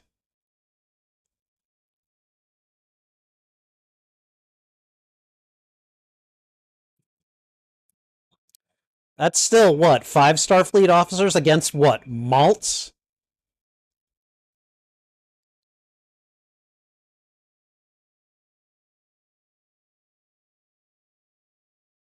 Nope. That's not how this is going to work.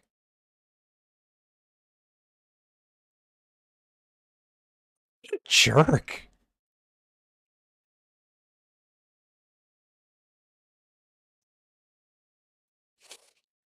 It's really kind of like the first feature film Klingon who just really kind of did that whole, Klingon versus Kirk face off. Again, Christopher Lloyd just brings it. I feel like he really set the standard. I mean, you've got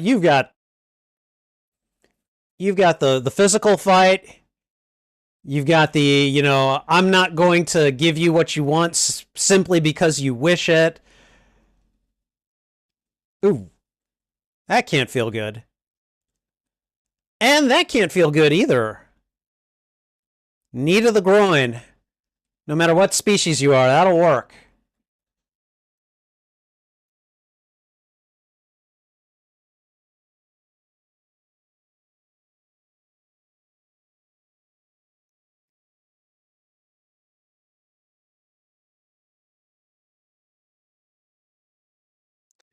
I love how he's like, oh, I'm wobbling back. Whoop.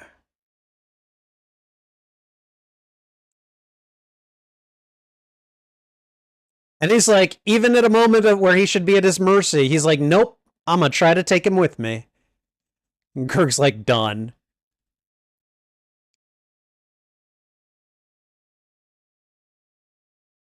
Hi, crew.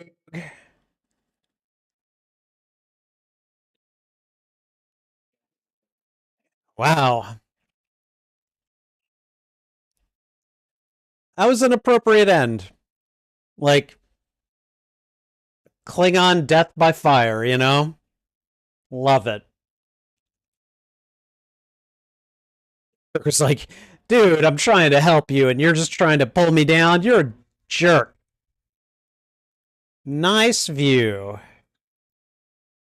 Even as this place is about to, consume you.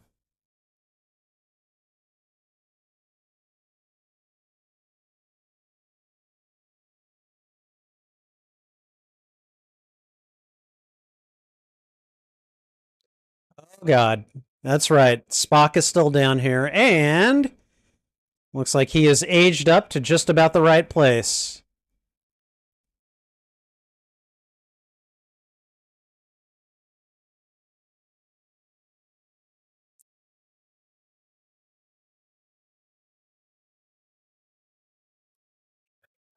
He remembers exactly what Krug said a moment ago.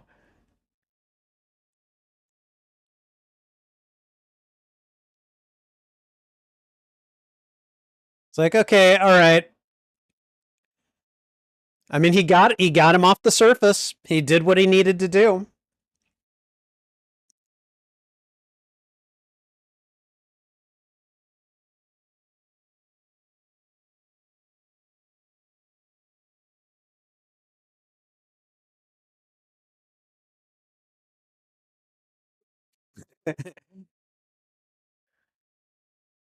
John LaRoquette, everyone, just being like, yeah, I don't deserve to live.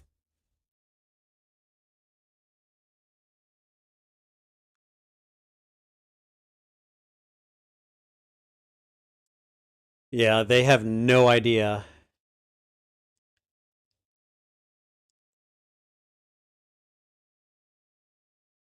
They're like, okay, yeah, Klingon vessel, we do not understand it.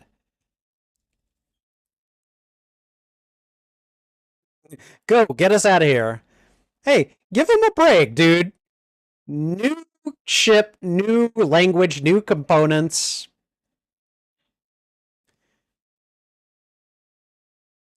They made it.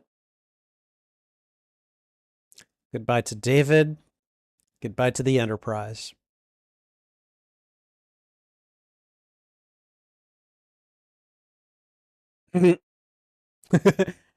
I'm not going to kill you. I already killed the guy who killed my son. I'm good. That's probably what Kirk was thinking.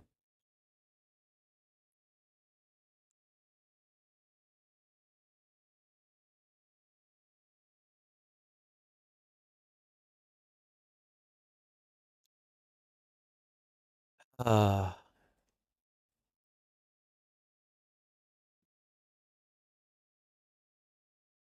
I like this moment between the two of them. Well, it's mostly just McCoy, but you know, this little confession here. I like it. Just look at his face, you know.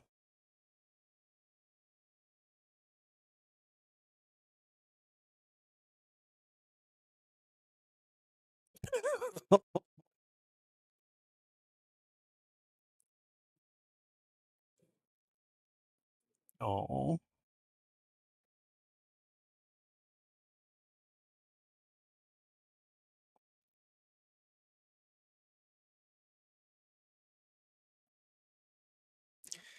Again, that's a very sweet moment, and DeForest Kelly does an excellent job with it, you know.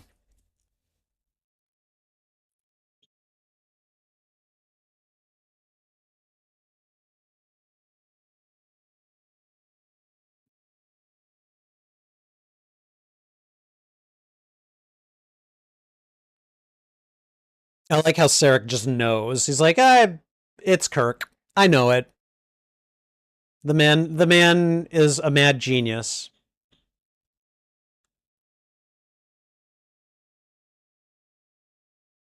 Been a while since you've been on manual and you're flying a Klingon vessel. Have fun with that.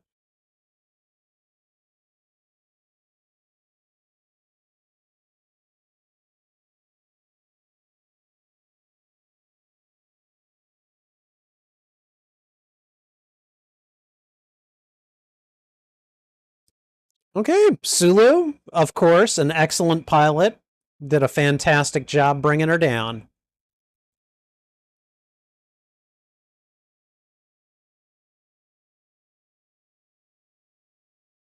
And they're just all carrying him on a stretcher.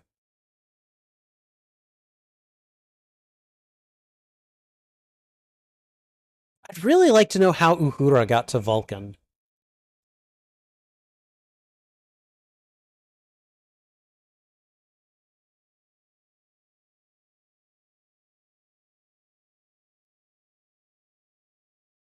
Oh boy.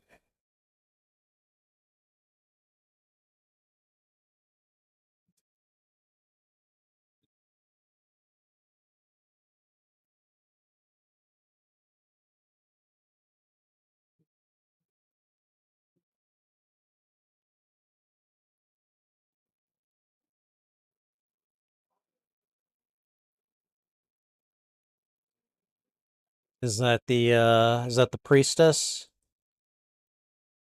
Oh look, they've since gotten him like a hovering stretcher. Yeah, you can't go any further, human. Not for you.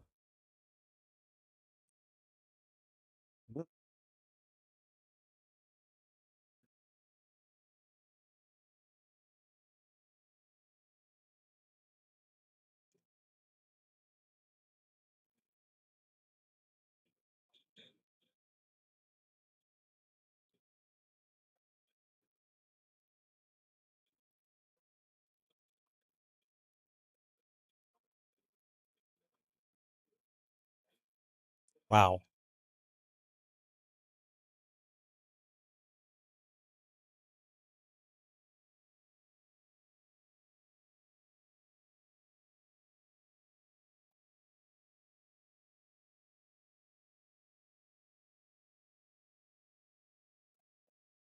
What would the logical course of action be here?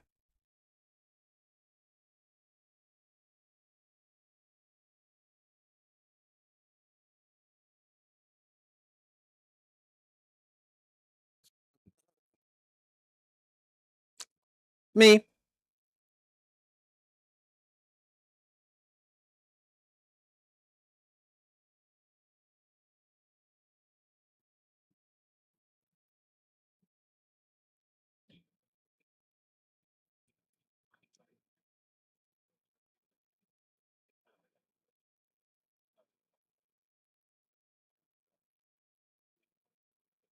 Remember what McCoy said earlier. Yeah.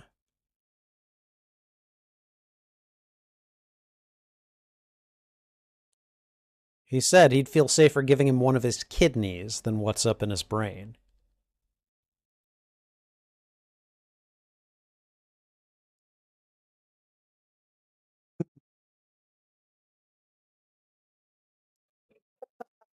I love that response. Hell of a time to ask.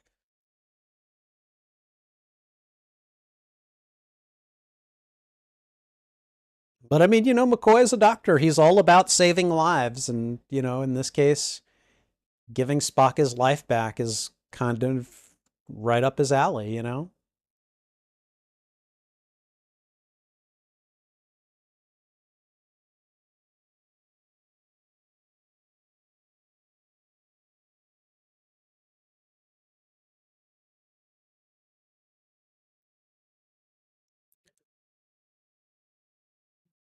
So I guess this priestess is going to do a mind meld and basically act as a conduit between McCoy and Spock.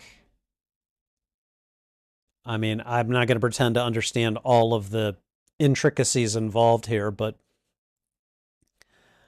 essentially she's like, okay, I'm going to pull whatever's in McCoy's head out and try to stick it back in Spock and see if it works.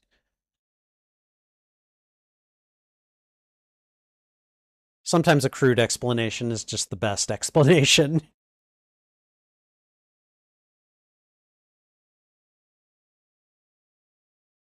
And again, I know I keep going back to this, but like, imagine being an audience member of a movie viewer in 1984. The last Star Trek, the last of Star Trek previous to this, Spock died, and you're still waiting to see if we're going to get him back. This part here, I'm sure people were holding their breaths. How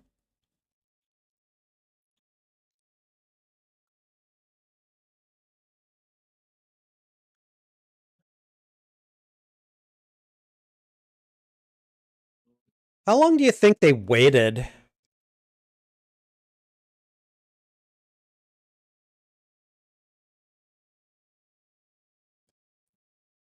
My guess probably took them hours.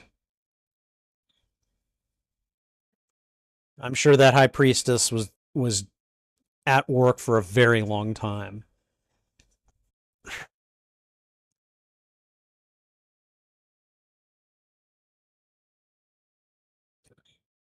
Excuse me, hiccup.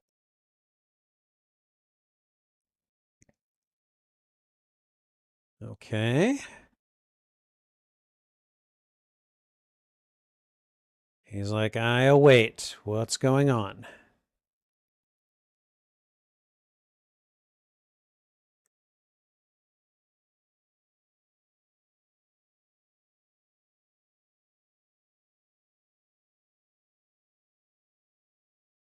Okay.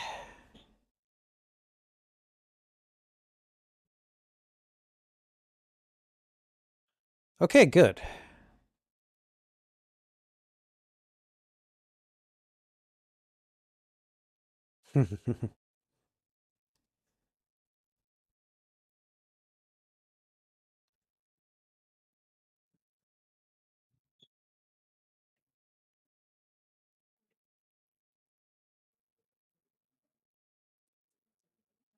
Those are hefty prices to pay.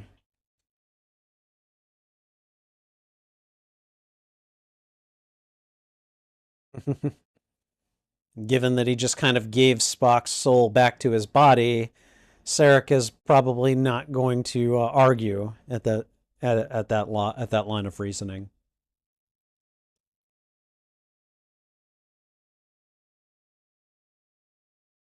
Okay.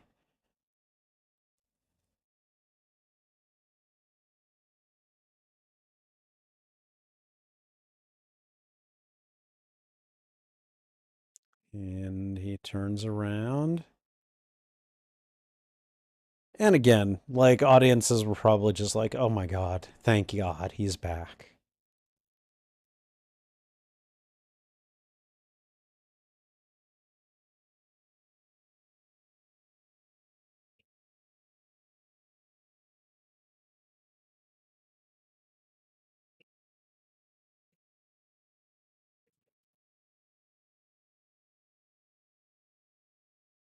I love how everyone, even Savick, like you can see that they're visibly happy to see him. Scotty doesn't care.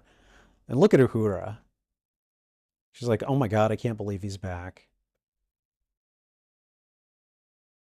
I would say the most poker faced one is Sulu, actually. And McCoy, come to think of it.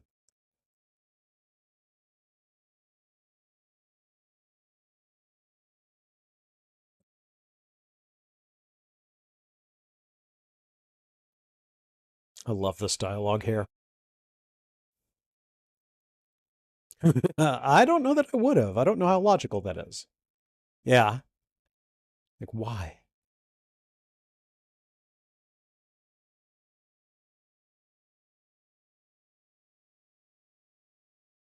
Extremely illogical response.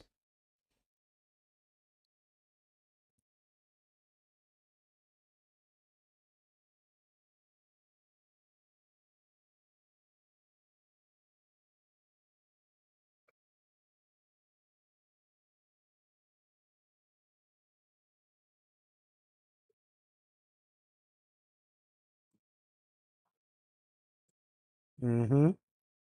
He's remembering.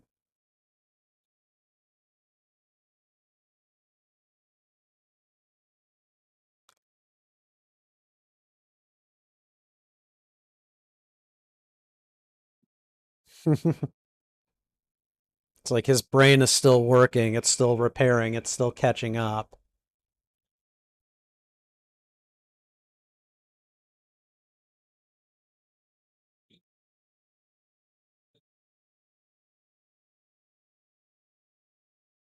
Yes.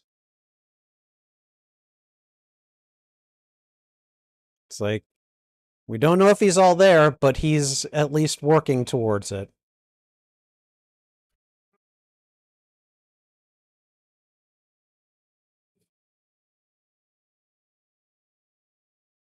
Everyone is just so happy to see him.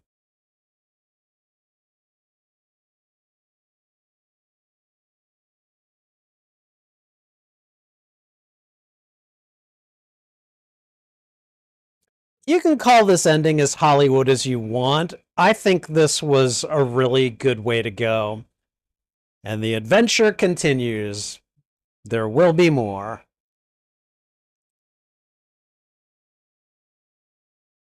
All right, how long are the credits? About 5.5 minutes. Not bad. Okay.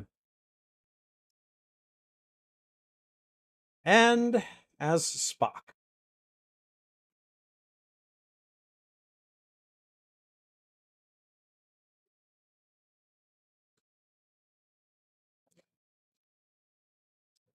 Okay, they're using a lot of the same score that they used from Wrath of Khan in this, which makes sense.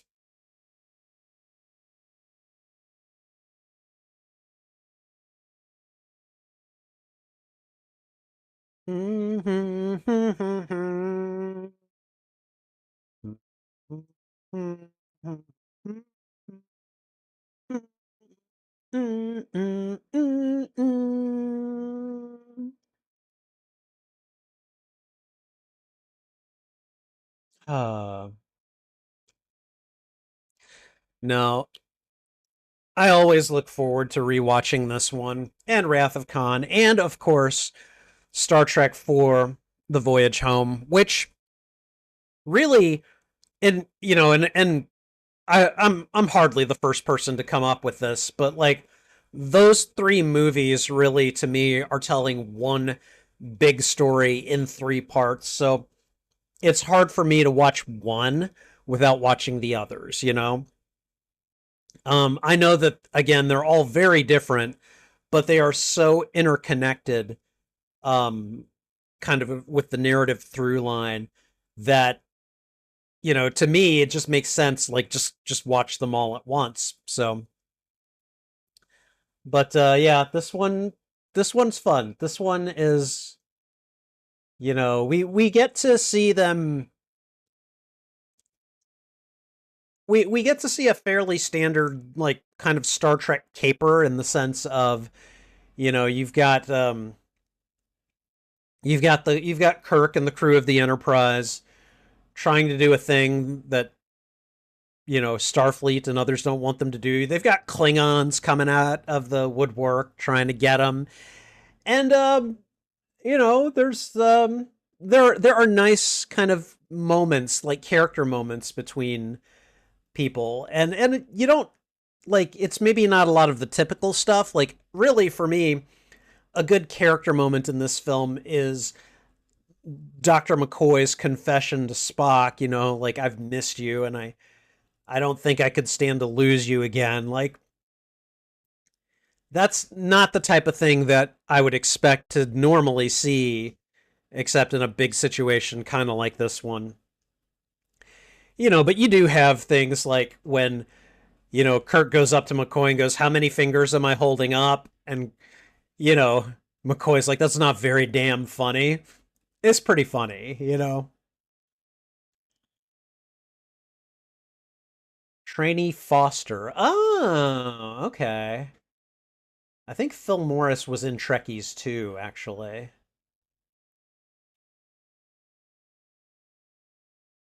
Christopher Lloyd. Maltz was John LaRoquette.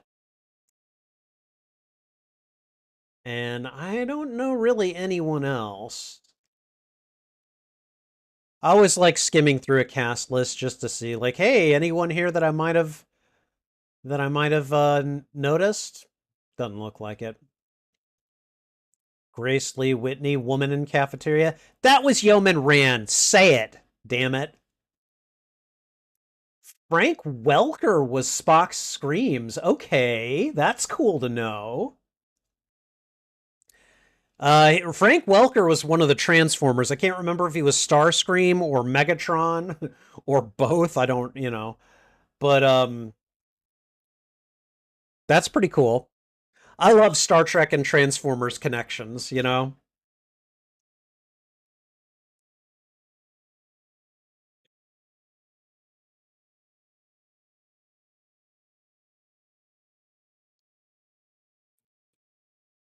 Okay, and we've got about a minute of credits left, so and I know we're in the this is the post or this is long before the era of post credit scenes, so I'm not looking for one, but I just figure I should try to get through the credits. It's as much a respect thing as it is anything else.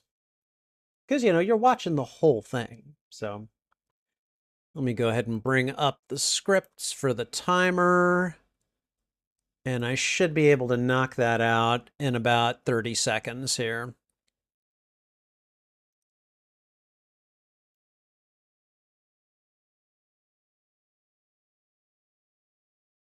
Ah, very nice. Very nice indeed.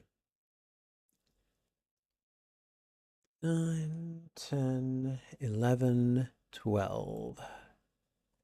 All right, there we go. We are done. We are done. Movie is over. Oh, this was a good watch. This was a good watch. I definitely enjoyed it. Give me one moment. I'm gonna go ahead and do a reset on the timer. And then I don't think I need anything else from it, so we'll go ahead and close that off. So, okay, and let's go ahead and get into the postmortem real quick. So, all right, and that was Star Trek 3, The Search for Spock. And as always, I was gonna enjoy this rewatch. I mean, I just knew I was. Um, what I really like is that this film is it's the middle story in between what I consider I and other Star Trek fans I think call it the Genesis trilogy that starts with Wrath of Khan. We go to Search for Spock, and then we go to Voyage Home. Those stories are very interconnected to the extent that you could call them one great big story in three separate parts.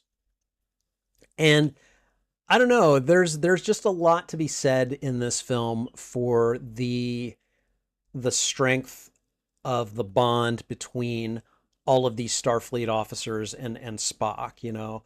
I mean, of course, the big one is, of course, James Kirk and Spock, but, McCoy and Spock as well. And, like, I mean, think about Scotty, Sulu, Uhura, Chekhov.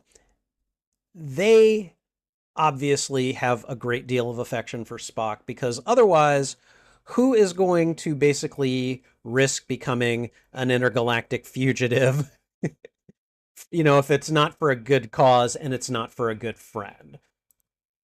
And so they make what, Spock would come to say is a very illogical decision, and they basically are like, yeah, no, we're going to help him because um, you know, because it's the right thing to do, and in a lot of ways it was like, and I suppose you could say that would make it the logical choice. But depending on how you use that logic, it's like, I mean, yeah, the Spock and McCoy may be suffering, but it's only two people. Whereas, if you go and try to uh, rescue him, like you could you could kill off six people. They could all become fugitives. Like, is it worth it? And I mean, really, it's the sense of loyalty. It's the honor of Spock's sacrifice from the second movie that really fuels most of the action here. And then, of course, we get a wonderful uh, complication with Christopher Lloyd's Commander Krug showing up and trying to do the Klingon thing. It's like, I see an opportunity and I'm going to try to take it. Oh, and there's Kirk. Let's see if we can take him down too. So I'm just gonna say this. I'll probably edit this part out, but 1984 was a really interesting year for movies. I mean, you had this. What else did you have? You had Ghostbusters. There was what is it called? The Adventures of Buckaroo Banzai Across the Eighth Dimension, which Christopher Lloyd was also in. Um, there are quite a few other movies that I could probably name given the time. Gremlins, I think, came out in 1984. Like, I'm just gonna say it. 1984 was a hell of a year for movies that came out. So, um, but yeah, there was just a lot of good stuff in here to really enjoy. I think that them juxtaposing Leonard Nimoy's voice with, like, McCoy's presence so that people would hear Spock coming from McCoy's body. Like, they never showed, I don't think they really showed it on screen. But, like, him at the science station saying in Spock's voice, scanner's negative at this time. And then people looking up at him and then McCoy going, well, did I get it right? It was like that was a very effective use of the actor in, who obviously was not present for a good chunk of the movie. But it was a really good it was a really good way to kind of instill his presence in the narrative without him physically having to be there, and I really liked that. So, um but yeah, we're at the middle part of the trilogy, and we're gonna watch Star Trek IV: The Voyage Home next Sunday for Classics Revisited, and I'm looking forward to that one as well. That one is probably, like, out of these three movies, that one's the most fun. Like, it's the crew. They're gone back in time. They're in the 1980s. They don't understand a damn thing about Earth in the 1980s, and it's just it makes for some really funny storytelling and some good narrative choices. So I'm very much looking forward to that and revisiting that, and then kind of closing out this trilogy. I really felt like I had to watch these three. Like, I know that I'm watching a lot of the Star Trek movies that feature the original cast, and I'm not necessarily a big stickler for trying to watch everything in order all the time, but I feel like these three, again, they're kind of like one single story told in three parts. And so I definitely wanted to make sure that I watched all of them during Star Trek month. So So we're going to be watching The Voyage Home next Sunday. So be sure to join me for that. But this one, I mean, this one is like Wrath of Khan is pretty serious, pretty dark. This one, it's dark in places. I mean, David dies in this one, but like there's a little bit more lighthearted humor injected into the script, and then in Star Trek 4 there is just a lot more of that. It's the time travelers fish out of water kind of scenario. And this one is kind of a good transition point between those two films, and I think it works really well. I loved a lot of the performances. Again, Leonard Nimoy is actually given very little to do here except direct the movie. So I think that he did a fantastic job of doing the directing, getting people to where they needed to go emotionally, and just narratively, structurally, logically, he handles it very well. I think that in the few lines of dialogue he's given, he basically does everything he needs to do, establishes that he is Spock and that he is back. Uh, William Shatner, I mean, again, you know, we didn't have the great big con moment or anything, but his moment of sort of breaking down once David dies is kind of one of the big wow moments of the movie for him emotionally. And DeForest Kelly has one of those too, where he's sitting over an unconscious Spock, basically saying, I can't believe this, but I've missed you, and I don't want to lose you again." Like that's the point of the movie where I got the most choked up, frankly. Um, there's a lot to like about this movie. David's death is, I feel, well handled, along with his screw up, where he basically says, the Genesis wave is flawed, and it's because of something that I did. I like that. I like that a lot. And Robin Curtis's Savick, good performance by her, destroys him in just 4 questions. Just totally destroys him. Like, you need to think about this. And it's interesting to me how much technology is introduced in Star Trek that ends up going nowhere. And in this movie, we had two. We had not only transwarp drive, which, as far as I know, never went anywhere past this movie, with the Excelsior, and then the Genesis project, the Genesis torpedo, or whatever you want to call it, the Genesis device. Because of the proto matter that David used, like, it's gone. These things have gone the way of the spore drive in Star Trek Discovery. You know, like, promising technology, but ultimately proved not worth the risk, I think, is essentially kind of the explanation for all of these. And and I get it. I get it. And I think it's fascinating that we get examples of these things in these films. So, but um I loved Mark Leonard's turn as Sarek. He's always welcome to come back and, basically kind of do his thing. I think he played Spock's father in the original series as well. So having him come back was really nice. And he plays him in the movies too. He plays him all the way through Undiscovered Country. So wonderful acting on his part. Wonderful acting on just about everyone's part in this film, including Christopher Lloyd, including John LaRoquette, who said, "Hey, you said you would kill me." Um, if you know John LaRoquette, he was kind of like a minorly famous actor, fairly famous for at least a little while. He's had some comedic roles and a couple of other roles. I think I've seen him in The Librarians show, which, I'm a librarian. Of course I'm going to watch that show. But yeah, overall, very enjoyable movie. Has a great ending as far as I'm concerned. Say what you want about the cheapening of Spock's sacrifice in the second movie. I'm okay with it.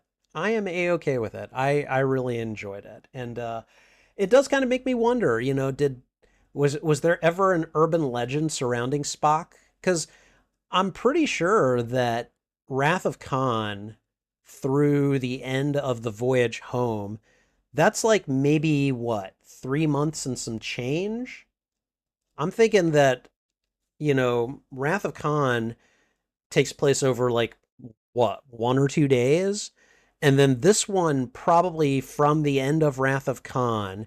Let's see, they needed some time to meet with the Grissom, transfer everybody. Oh God, those poor trainees that were on the Grissom. After everything in Wrath of Khan, were they killed? I hope they weren't transferred to the Grissom. Whatever. Anyways, so you would need a couple of days for that. And then what? Maybe a week has passed. So like Wrath of Khan to this one, let's just say 2 weeks. I'm gonna be as generous as I feel like it can be. Okay.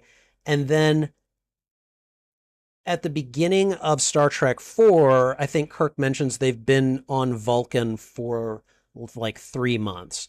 So like 3.5 to 4 months, okay? Spock dies and then comes back more or less the same by the end of that period. He's able to get his Starfleet commission and return to duty and everything. And so I kind of wonder, do you think there was ever an urban legend around Spock? Like that people think that, he says that he died and came back, but I don't believe it kind of thing. Like, I don't know. It would be easy for me to believe that.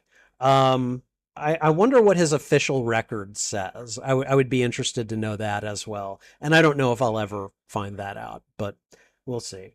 Anyways, Star Trek 3, The Search for Spock, definitely an enjoyable movie. I always look forward to watching it, and I certainly enjoyed it this time, and hopefully you did as well. Thank you for watching this reaction. If you enjoyed it, please go ahead and thwick the like button, and if you haven't already, consider subscribing as well. Also, consider sharing this out to your friends, your family, your followers, anyone that you think would enjoy my reaction to these media. In this case, dang it. In this case, Star Trek fans. Let me think. Right. What'd you think of this movie? Did you like it? Did you dislike it? Let me know why in the comments. I would love to have a conversation with you about this film. You can find the full and unedited live stream of these reactions on my YouTube channel. There is a master playlist of all movies that I've watched and reacted to, and I'm dividing them up into shorter playlists by genre. Right.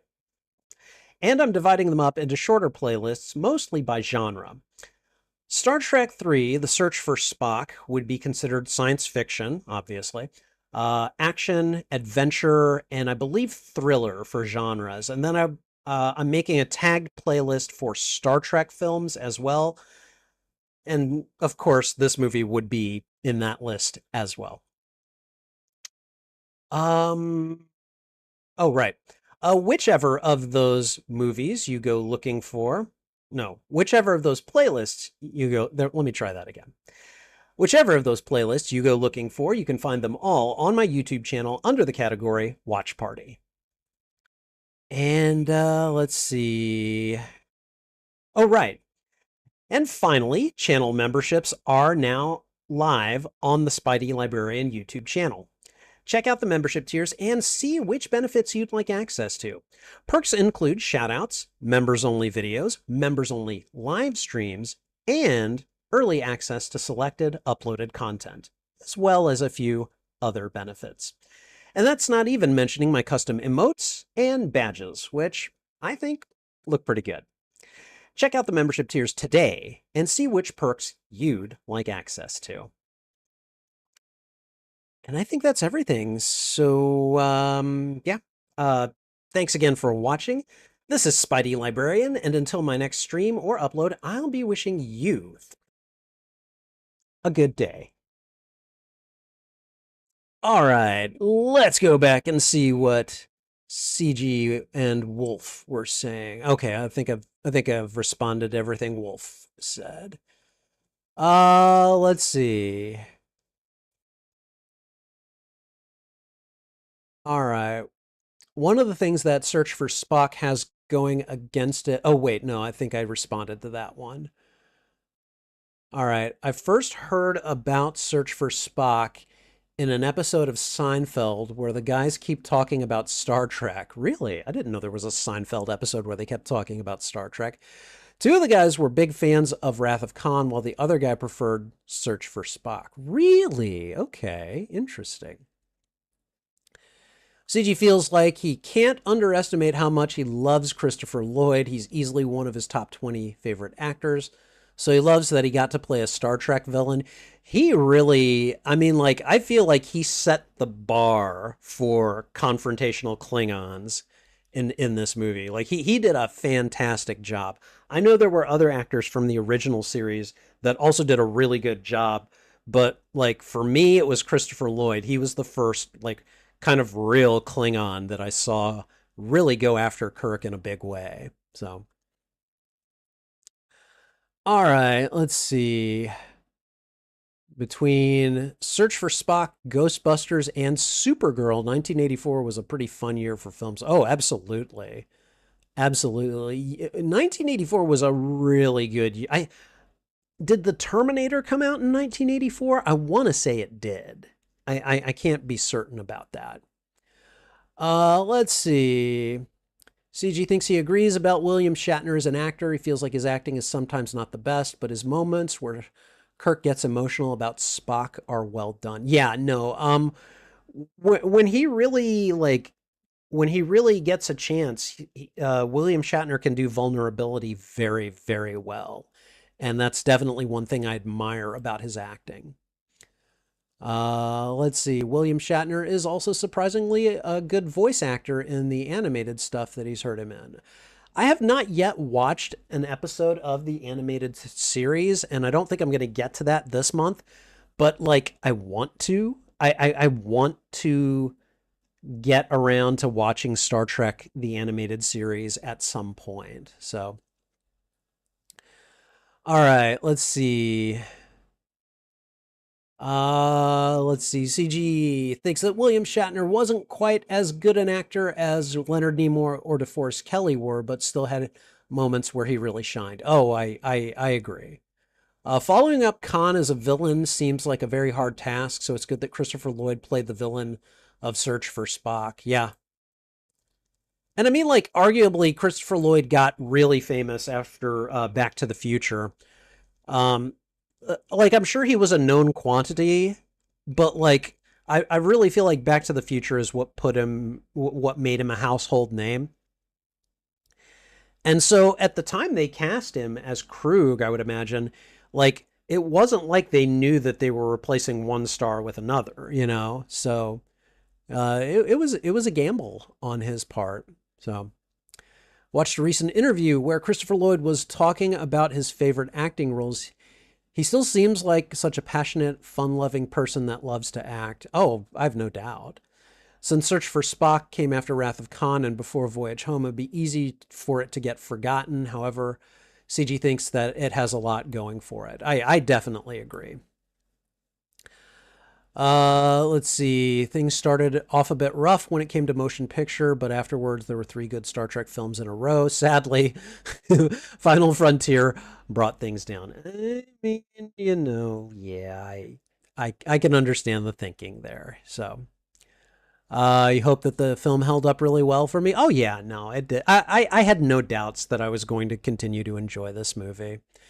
Phil Morris. Oh, right. Phil Morris is a good actor. He did some voice acting for Justice League. Really?